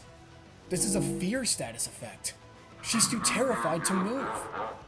Luckily, Sinon and Leafa get to her side before Vecta can continue his attack. The battle is just getting started. Speaking of which, the fight between Berkoli and DIL continues, and it's not even close. The Dark Mage is being decimated at every turn, as Berkoli's time powers and his sheer physical strength overwhelm her. That is until, through some calculative thinking, DIL is able to land a small scratch on Berkoli. She bursts out into laughter, saying that the fight is now over. Berkoli's body instantly becomes weaker, as part of his skin turns purple. He's been cursed, which will quickly eat away at his life force. Berkoli is annoyed. He's too far away from any healer to help him with this. Not that he thinks a curse from the head Dark Mage could be cured that easily. By the time he actually got to a healer to look at it, he'd already be dead. But that makes things way more interesting. Will he die from the curse before he can kill DIL? Or will he be bringing her to hell alongside him? We go back to a couple hundred years ago, seeing a new Integrity Knight named Sheta kneeling before Quinella. She grants her a sword, slim and pointy, and tells her to kill to her heart's content, to show the church's enemies the power of the Pontifex's love. We pick up with Sheta in present day, as she ruthlessly murders any foe that crosses her path. That is until she's surrounded by martial artists, pugilists from the Dark Army, led by Iskon. He asks Sheta if she's strong, and she replies that she'll kill him, and so a duel between the two begins. It's fast-paced, both are incredibly strong. Iskon's punches are imbued with fire, creating a close-range fighting style Sheta's never been able to deal with. But the battle eventually ends with the two entering a standstill, sweating and bleeding. Iskon laughs, saying she's incredible, and Sheta's cold face changes into something different. For the first time in her life, she doesn't want to slash something. Berkoli continues his fight with DIL, and she's starting to freak out. Despite the curse quickly rendering parts of his body useless, he continues to attack, even resulting to biting his sword with his mouth after his arms give out to the curse. DIL screams out for mercy, that she'll help him kill Vecta. I mean, he was gonna die anyway. She was gonna become queen of the world. Berkoli looks at this woman with disgust, seeing the tyrant who enslaved him for hundreds of years inside of her. If he's gonna go out in any way, he's happy it's taking out this piece of shit. With one final slash, DIL's body is scoured and cut in half, and at that moment, the curse fully takes Berkoli, and he falls to the ground. He says his life was full of pain and misery, but he then thinks about Alice, Kirito, and Yujiro, saying those kids can make a difference, do what he always aspired to do. His final thought is of Fanatio, his first student, the person in the world he cares about the most. He apologizes for leaving her, and never being able to accept her feelings. Berkoli Synthesis 1 then dies with a smile on his face. While this is going on, Asuna finally regains her footing, as Leafa and Sinon land a combo attack on Vecta. From a distant cliffside, a figure spectates the battle with a malicious grin. It's Poe. The three goddess vessels deliver powerful attacks one after the other, but he stands strong, surging in a purple aura which instills fear into all the goddesses. Leafa is barely able to heal the status effect with her powers, freeing Sinon and Asuna, and all Vecta does is laugh, asking if his sisters can see it, the might of his hate for the world they forged. It's full of discrimination, fear, strife. They looked at him like a devil, and now he'll give them exactly what they wanted. Dark tendrils emit from his body, circling around the three goddesses as they transform into spheres of darkness, imprisoning all three of them. The girls try to break free, but it's useless. Asuna asks what this is. She thought he was going to give them a quick death. Vecta says he will, but first he will bring them to the heart of the battlefield and kill them in front of all those who follow this world's order. At last, the world will be his to command. Away with all these falsehoods. Things will be the way they were always meant to be. The girls start to panic, but Leafa smirks, screaming out. In that moment, a purple flash comes out of nowhere, hitting Vecta with a critical surprise attack and pushing him back. Vecta snarls, asking who dares to interrupt him in his moment of triumph. And when the smoke clears, Not stands opposed to him. In that moment, ice clouds the battlefield, and Vecta is forced to levitate, as both Yu-Gi-Oh and Alice come running over too, having forced their way through waves of enemies to make it here. The battle against the Dark God Vecta is far from over. Not looks at the duo, saying he'll take care of all the seals, and to cover him, Yu-Gi-Oh nods and Alice stands still. She thinks of everyone she's lost, but she can't falter now. Their deaths would be for nothing otherwise. The goddesses smile, and Asuna looks to the sky, hoping that Kirito will be able to get here in time. Vecta releases another wave of darkness, but Yu-Gi-Oh and Alice's incarnation skills block out the attack. Not rushes towards the seals, but black tendrils from Vecta's body fly out towards him. Alice, however, is prepared, sending her flowers a direction and countering the attack.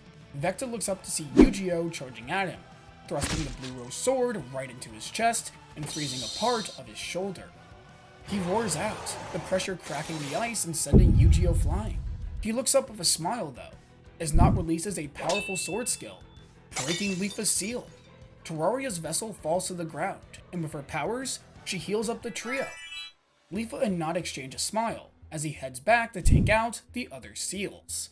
Vecta becomes increasingly upset, as more and more dark tendrils surround the heroes. Alice and Yu-Gi-Oh give it their all, and Leafa backs up Not in both healing and defense until he's able to destroy Asuna and Xenon's seals. Working together, Vecta is held down long enough for the goddesses to release a giant combo attack, scouring Vecta's body. But things aren't over. This isn't the end. He refuses to see this end. He hasn't waited all this time to fail.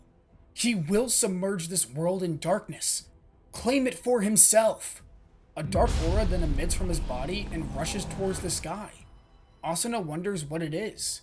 Back with Sheta, Iskon is surrounded in that same aura. The same can be said for the rest of the Dark Army too. Vecta. He's absorbing all of their souls. The entire army of darkness cries out, their bodies slowly disintegrating into nothingness. Sheta watches in horror as Iskon is reduced to mere particles of darkness, which all begin to coalesce towards Vecta. The particles surge into the Dark God's body, not only increasing his size, but covering him in a black abyss. He sprouts wings, and a halo appears over him, turning him into an archangel of darkness, a harbinger of death. Before the other members of the army can attempt to make their way to the final boss of the story scenario, a dark border surrounds Vecta and the others, making it impossible for the united forces to interfere. They can only watch. Poe spectates with a grin, saying things just got way more interesting. This isn't even a fight anymore. Vecta's power has increased tenfold. No, maybe even more. The goddess's combo attack is released once again, but it does no damage whatsoever. Vecta screams out, as darkness is released throughout the domain. Leafa is about to be hit, but Not takes the attack for her, and she goes to heal him. But in that moment, Vecta smiles, as he's able to seal her once again. This time, unbreakable. The group becomes panicked. Alice is knocked out, and Asuna and Xenon continue to use all their power. Xenon attempts to gain the aerial advantage and shoot one of his wings, but she's sealed. Asuna attempts to break the ground, but they have a limited amount of space to move in, forcing her to be mindful of her surroundings and the others, which gives Vecta the perfect moment to seal her too. also using a wave of darkness to swat Yu-Gi-Oh away like a fly. The darkness enters the body of the three goddesses, forcing them to fall unconscious. Vecta says it was a mistake to keep them awake for his moment of triumph, but now, nobody will stand in his way. However, amidst the rubble, Yu-Gi-Oh stands up, coughing up blood. He says he'll keep on fighting. He doesn't care if Vecta's a dark god. He has something worth fighting for, and he won't surrender. We go back to about 10 or so years ago, as Yu-Gi-Oh, with a saddened look in his eye, hugs Alice goodbye, who is led away by a couple of church bishops and an integrity knight. After spending all day cutting down trees, he trains relentlessly, and travels into the northern caves to find the Blue Rose Sword, eventually completing his work and making it to the Swordcraft Academy. Yu-Gi-Oh talks about how even though he felt he was making progress, he always felt stagnant. But that all changed when Kirito appeared. During a flashback to after the sparring match between the two at the academy, Yu-Gi-Oh asks his friend what he would do in a life or death situation.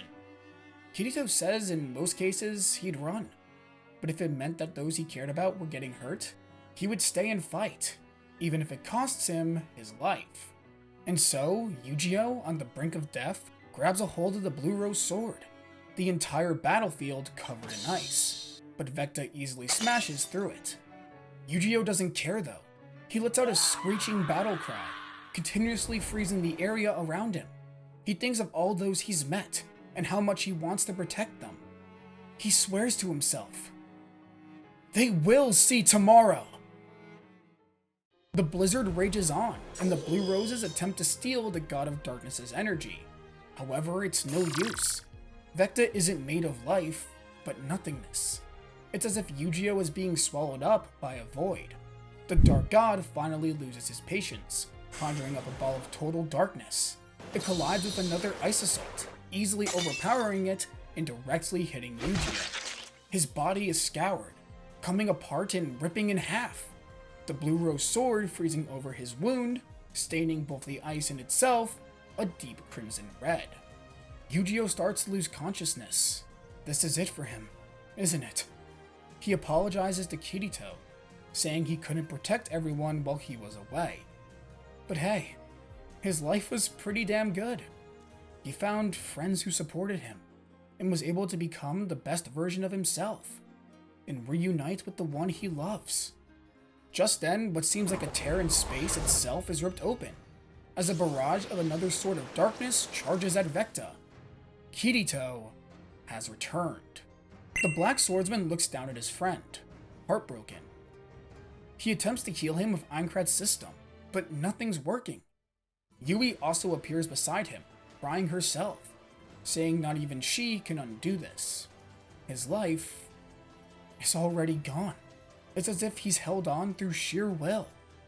Yu-Gi-Oh smiles at the both of them, saying that as long as they finish this, he can die happily. Yui in her child form hugs Yu-Gi-Oh in a tight embrace. Kirito says nothing. He just walks over to his friend, and Yu-Gi-Oh tells Kirito to take his blade and finish the fight. Kirito, tears streaking down his cheek, grabs a hold of the Red Rose Sword. Yu-Gi-Oh then takes his last breath, and he disappears. Kirito doesn't have time to react. Instead, his aura surges far greater than before, a sinister rage taking over his entire being. Vecta recovers, who screams out in total agony, his sanity slowly going bit by bit, reduced to him saying the word null over and over again. Kirito tells Yui to get out of here, and she teleports away. The Dark God sends waves of power in Kirito's direction, but he shields it with light that repels all the attacks. The two enter an intense sword fight, but it's clear that Kirito is on a different level. He's fully mastered the hero's skill. The system is working for him now. With a combination slash, he sends Vecta flying, and Poe, still watching, laughs, saying the monster he always knew Kirito could be has finally arrived. At the same time, Yui views the battlefield's aftermath, seeing the one she wanted to protect more than anything bloody, beaten and scoured to death. She panics, saying this isn't how things were supposed to go. That this is what Father wanted? This is reality? Why? Why is it so cruel, so hurtful? If this is how the world is going to end up, what's the point in a world existing at all?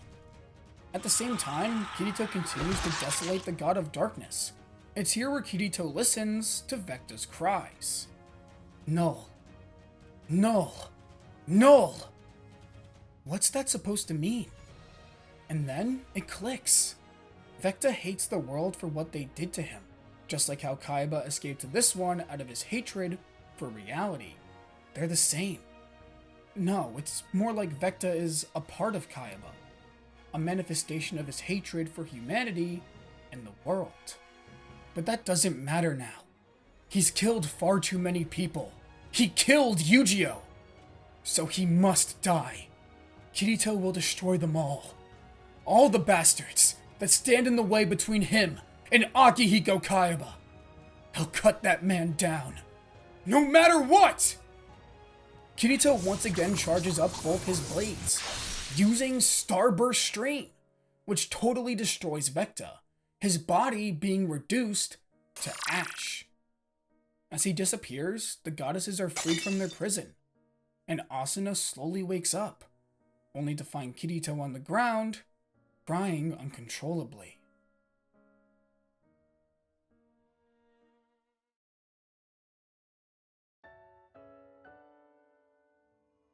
Season 5 begins on floor 94, where Kirito, Red Rose sword in hand and hero skill activated, takes on the floor boss alone.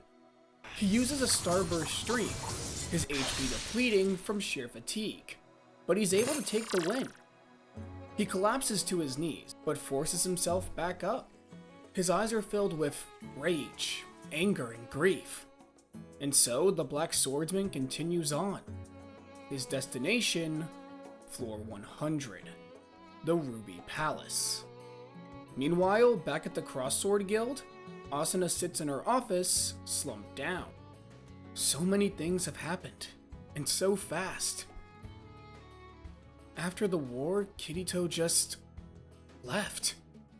After losing Yu-Gi-Oh, he just broke. It's almost like how he was when he left her back on floor 25.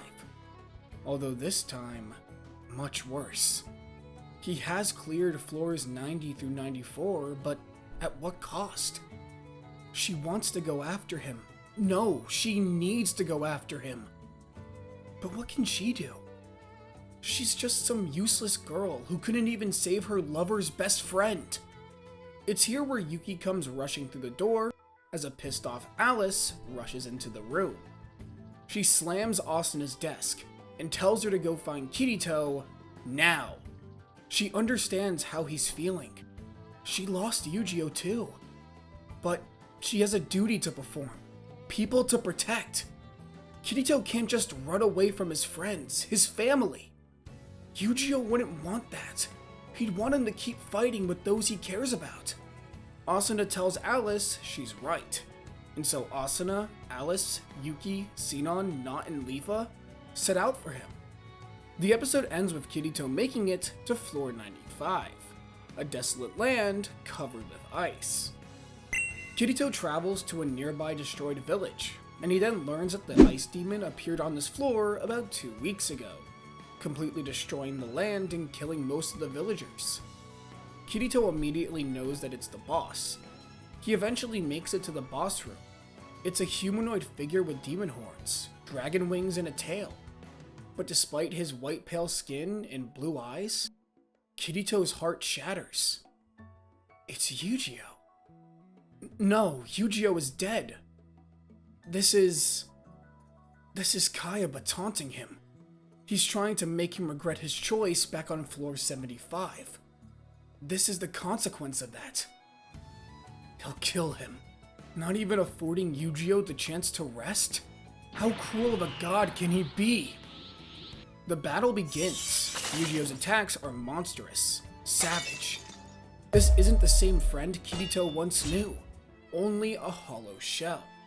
Kirito doesn't even have a hard time deflecting his attacks. If anything, he's more determined. He's not fueled by anger for the first time since Yu-Gi-Oh's death. Rather, a desire to let his friend rest. Kirito thinks about Yu-Gi-Oh, about all the time they spent together.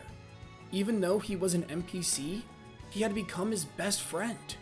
And while his death drove him into this state, more than anything, he wants his friend to at least be afforded the rest he deserves. With this newfound desire, Kirito cries out, telling the boss that he was stupid. Stupid for running away. He's always been like that. He just avoids his problems, never faces them head on. He's no hero. He never was, and he never will be. But there's one thing he's certain of, and that's freeing Yu-Gi-Oh!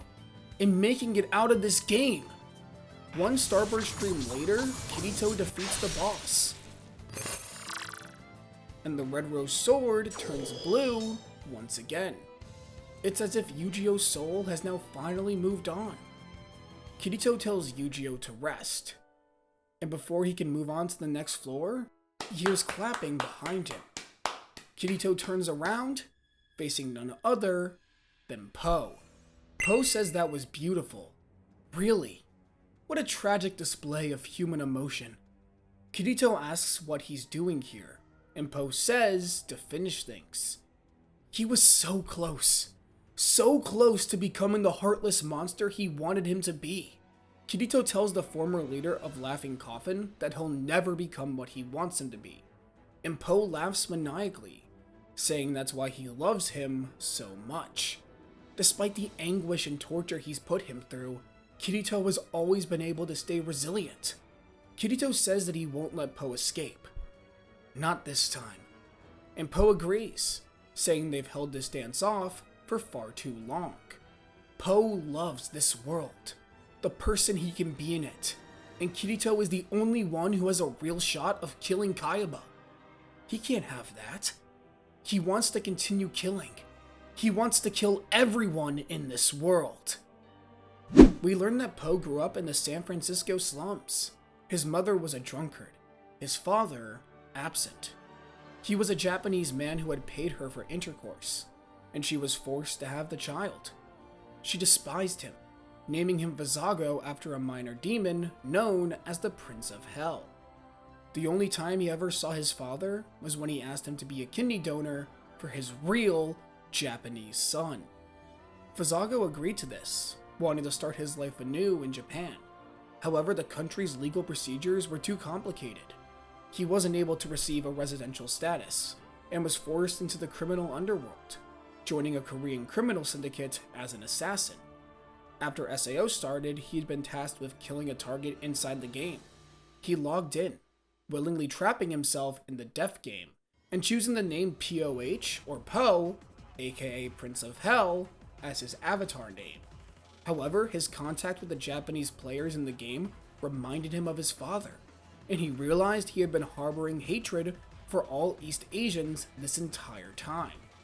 And so he vowed to make them suffer in this new world. In the present, the two fight.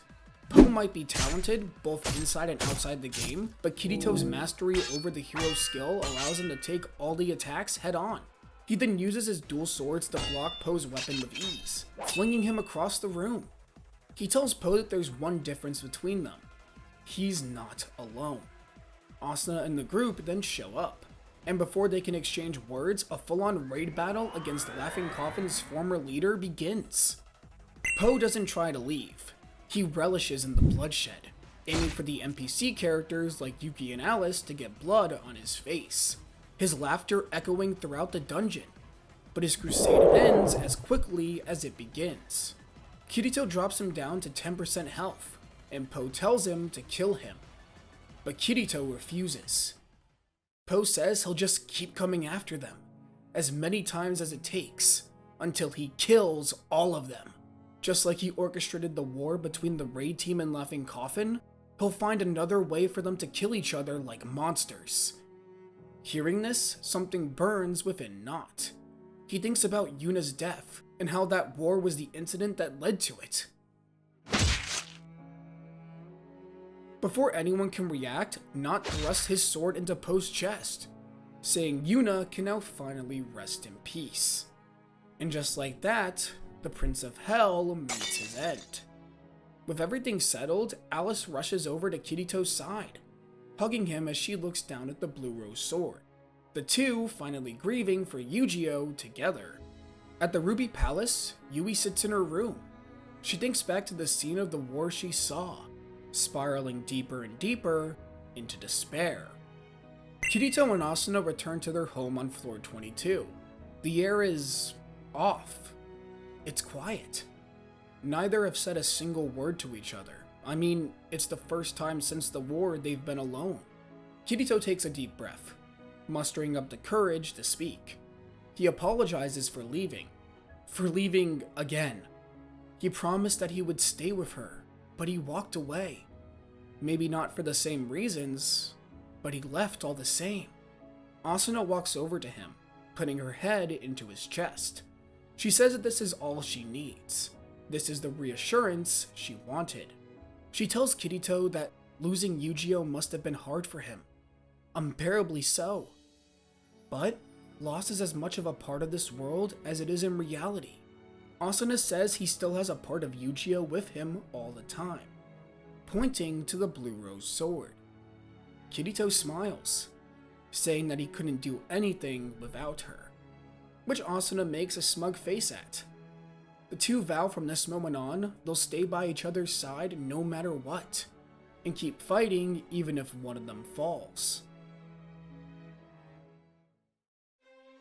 The second half of the episode focuses on the floor 96 boss fight, the Dragon King.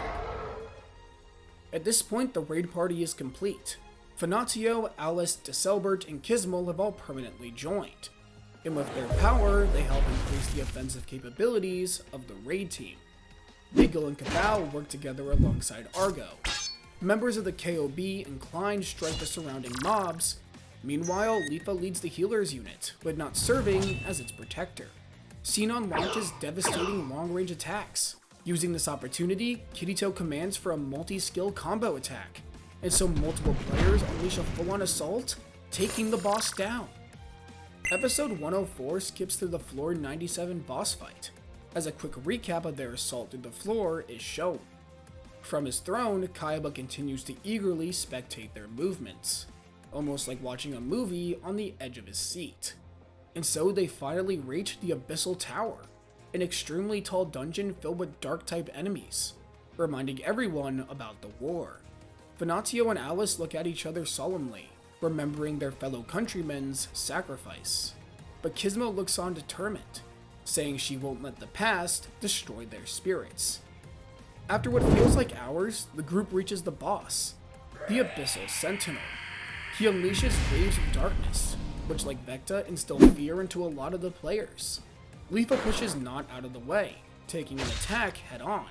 The darkness never disperses, it clouds the raid team's vision, making it hard for Kirito and Asuna to locate the main body, as several shadow clones also spawn in. But Kismo charges head on. Yuki yells at her, asking what she's doing, and she says that in order to fight in the dark, one must understand the darkness itself. Using her Dark Elf powers, she's able to dodge the Sentinel's attacks.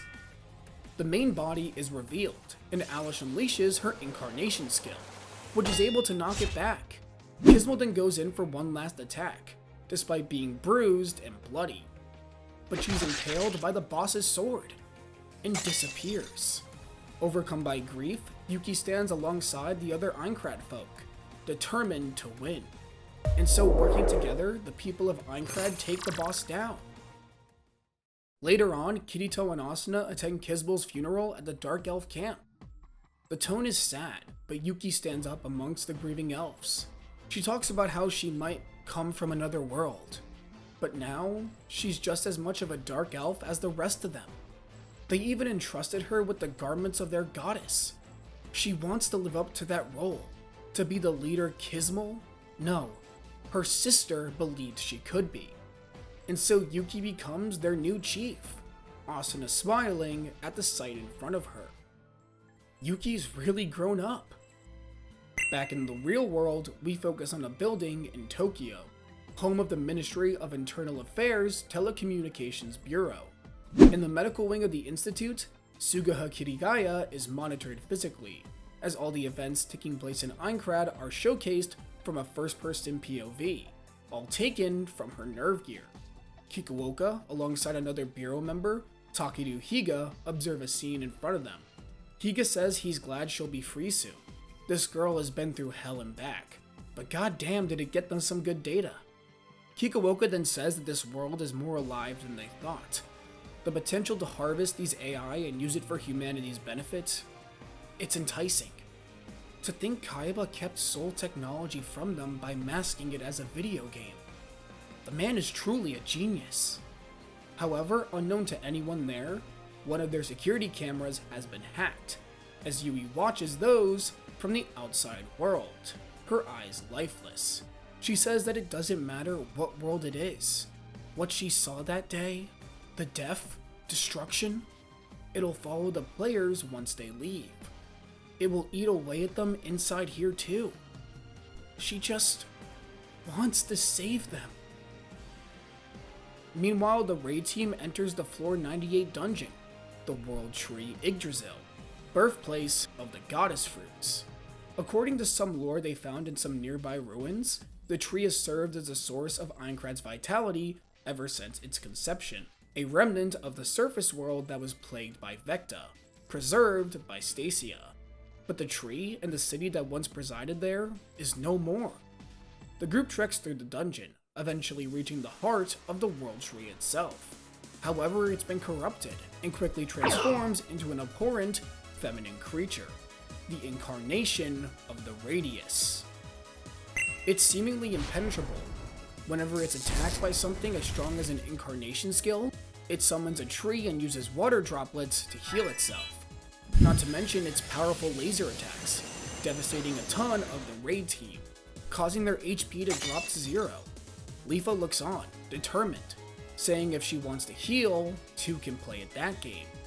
Leafa turns to the closest players to her, Sinon not inclined, and she asks them to buy her 30 seconds. Sinon thinks about how far she's come. She's broken free from Zaza's grasp, and even though she doesn't necessarily want to return to the real world, she's ready to face whatever comes her way. Klein isn't the simple office worker he used to be. He's found his spark, and he vows to do his best to live a full life once he gets out of here. And hey, finding a pretty wife wouldn't be so bad either.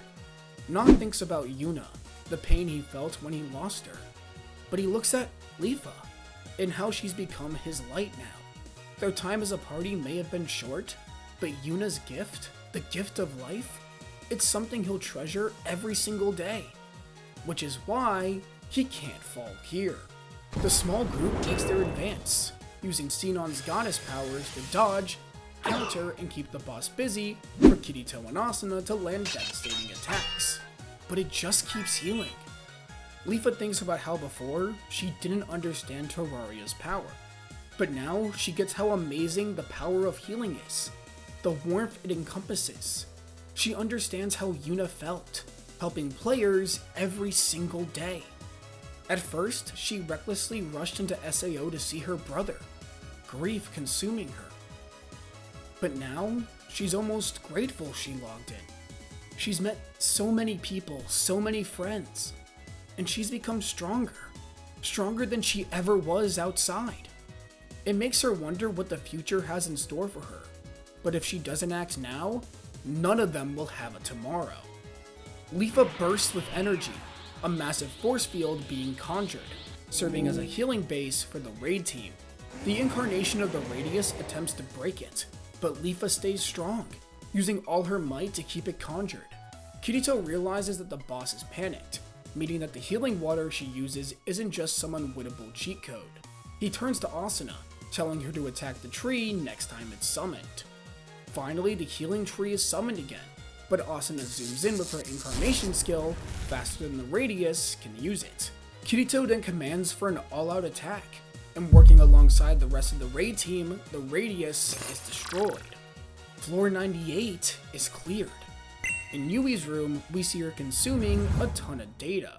Knowledge about the real world, its history, culture, and way of life. She now understands why Father detests it so much. It's so cruel. Such an awful reality. To think that at one point she wanted to let those she care about return to such a place. But how is keeping them here any better? From the throne room, Kayaba smirks, saying things are going smoothly, that the final battle between him and Kirito will be glorious. He thinks back to his childhood, where he had drawn up Aincrad for the first time in a sketchbook. He would then describe the world to his classmates, his family, but they all brushed him off.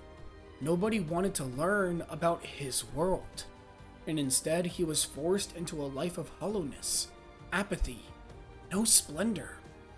But not anymore. Soon everything will be over. Once he deals with Kirito, he'll no longer have any obligation to keep the seal in check. Aincrad will be reborn, and he'll live alongside Kirito, Asuna, and the others in his fantasy. As he says this, we see Kirito and Asuna planning their venture into Floor 99, the Edge of Destiny, a series of floating islands that fly above swirls of magical energy, with the dungeon said to serve as a prison for an ancient, evil power. The group arrives on the penultimate floor, and things really heat up. It's full of creatures created from dark energy, and these only grow in size as the group makes their way through the dungeon, finally making it to the boss floor. This is where they find a dark specter, who quickly splits itself in half and transforms into evil versions of Kirito and Asuna. This is the Void, who will take the form of the strongest players amongst the raid team, placed into its code by Kayaba. Klein says of course Kayaba will pull BS like this, and the group readies themselves. Dark Kirito and Asuna fight exactly like their normal selves, devastating a lot of players, even causing a few to die. This gets Asuna super upset. They finally made it to the end, and the reason why these people died was because of her. She lashes out at her dark clone, yelling at her, asking why she couldn't protect them, why she was too weak. Asuna falters, and right before the dark clone can land the finishing blow, Kirito arrives, blocking the attack, saying they have a job to do. Kirito turns to the Void, saying that even though they've copied their appearance, their stats and attacks, they lack one essential thing which makes them truly human: the bonds formed from one another. And so, by working together, the raid team pushes themselves to their very limit, and the Floor 99 boss is defeated. Finally, all that's left is Floor 100. That night, we see a montage of everyone doing their own thing, taking in the world of Aincrad one last time. At the Ruby Palace, Kayaba summons the Seed, saying he must prepare for the final battle. His body is then transformed into SAO's final boss. And so the final battle begins. Dozens of palace guards are summoned from thin air. The group rushes through the enemy force, NPCs and players alike standing side by side. The once beautiful gardens are turned into a scorched battlefield, and after a long hard-fought battle, the group makes it to the Ruby Palace entrance. This is when a notification pops up, saying that this is the point of no return, and that only 6 players can attempt the final boss at a single time. Yuki, Alice, and the other NPCs promise to handle the remaining palace forces, and that they need to get going. And so a party consisting of Kirito, Asuna, Lifa, Knot, Sinon, and Klein enter the Ruby Palace, and find Kayaba sitting on his throne, now equipped with golden wings and arms made of code, the Harbinger of Destiny, SAO's final boss. He summons the Seed, saying that whoever controls this controls Aincrad, and that if they want it, they'll have to kill him. Kirito says they have no regrets. He's going down. Right here, right now. The long-awaited fight against Akihiko Kayaba is here. It's almost as if the system itself is working against them. Code swirls around the battlefield, stealing the party's stats and sword skills. However, Kirito's hero skill nullifies this, shrouding his friends in a golden aura which increases their power. While everyone else takes on Kayaba's attacks, the creator of this world and Kirito are having a mental showdown, looking through the system to counter one another. both essentially acting as gods. Asuna soars around the final boss, landing several hits in, same with Leafa and Knots with their combo attack. Sinon provides a laser firepower, and Klein engulfs the throne room in fire. Feeling his allies' raw emotions, Kirito grips his swords, his power surging like never before. Kaiba attempts to stop his advance, but he dodges all the attacks, getting right up in Kaiba's face. His entire journey playing in his head. It all culminates in this moment. And so the Black Swordsman uses Starburst Stream, cutting through Kaiba's figure over and over again. However, when the smoke clears, Kaiba still stands. The players are tired. Their HP is barely holding on. It's over. Kirito, determined, looks at Kaiba, saying more players will come to stop him. But SAO's creator says no. That with the heroes gone, he can now create his ideal fantasy. But don't worry, he'll bring everyone back, and they'll all be happy together. However, before he can end it, he's stabbed in the back by a giant sword. And Kaiba turns around to see that the perpetrator is none other than Yui. Kaiba asks why, but Yui says nothing. SEO's creator disappears into nothingness, and the sea descends. Everyone begins to celebrate. They did it! But Kirito thinks something isn't right. Yui slowly walks over to the seed, grabbing it herself. She says that it's time to save them all. Outside the Ruby Palace, multiple Yui clones appear, in a far greater number than before. They also appear on the lower floors and safe zones, and start to massacre players and NPCs alike. Kirito asks Yui what she's doing, and she says, granting salvation. This world, the outside, it's all evil. She can't bear to see them live in places like that, so she will save them all from the cruelty of life itself. She'll erase this pitiful world, and all who inhabit it. But first, she must erase her greatest threat. Kirito! She attempts to summon him to another plane of existence within the system. However, Asuna clings onto him as he's enveloped in a bright purple light. And so, both disappear, leaving the others to deal with Yui clones inside the throne room. Deep within the system, Yui in her child form clings to the seed, protected by dozens of clones. Kirito looks at Asuna, who says she'll fight by his side till the very end. The leaders of the Crossword Guild prepare themselves. The final battle is here. Yui cries out, revealing the little girl she really is, pleading, no, begging them to let her kill them, to save them from this suffering. But Kirito and Asuna continue to fight their way through her clones. Asuna speed blitz all those she comes into contact with. Meanwhile, Kirito, fully in tune with the hero skill, cuts through clones with ease. Yui may have full control, but her mental state is reflecting in her reckless actions, sending more and more clones at Kirito and Asuna. But the two charge up all their power, releasing a combo attack that cuts through all the clones, leading to Yui herself. As the two approach her, she looks up, panicked. But to her surprise, Kirito hugs her. She asks why. Why? But Kirito says that Kaiba can call her a system all he wants. But Yui? She's the real heart of this world. Caring and gentle. Everyone in Aincrad should be grateful to have someone like her watching over them. She was lying to herself about life. She doesn't hate it. She treasures it. And wants everyone to be happy. Kirito promises that once he gets out of here, he vows to protect Aincrad and its people, and one day come back to visit her, and they can go to another festival again together.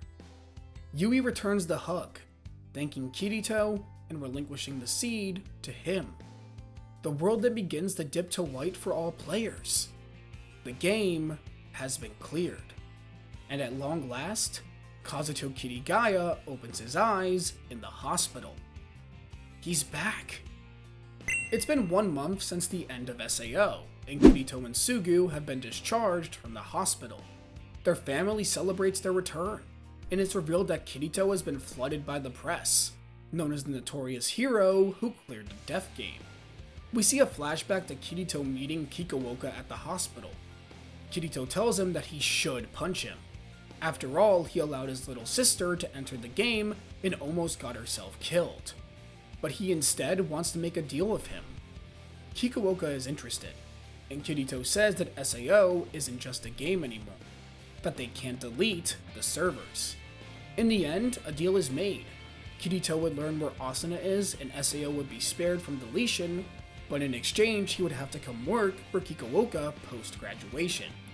After all, he thinks there's a future in VR, and they'll need someone experienced in it.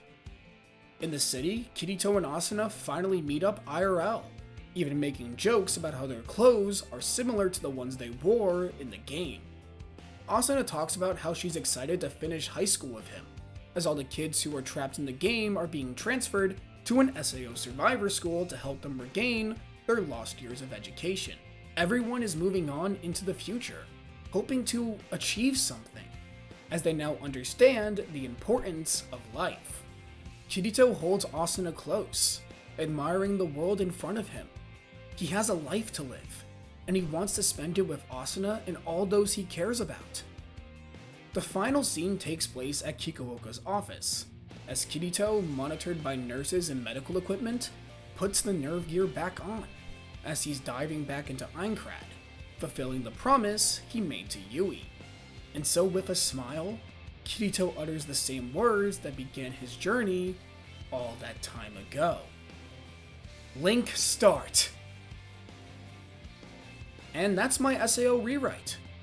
This has been a passion project that I've wanted to do forever, and I know my channel isn't really about this, but this series is important to me, and I want to say thank you for watching all the way through and allowing me to do this. I might do more series like this in the future with other shows that I think deserve full-on reimaginings and rewrites, but for now, I'm pretty satisfied with just this.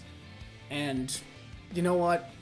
It doesn't matter. It really doesn't matter, because the future is coming, and I'm gonna deliver a ton of more projects. But for today, just thank you. Thank you for watching, and to enjoy more high-quality content, please check out the videos on screen right now.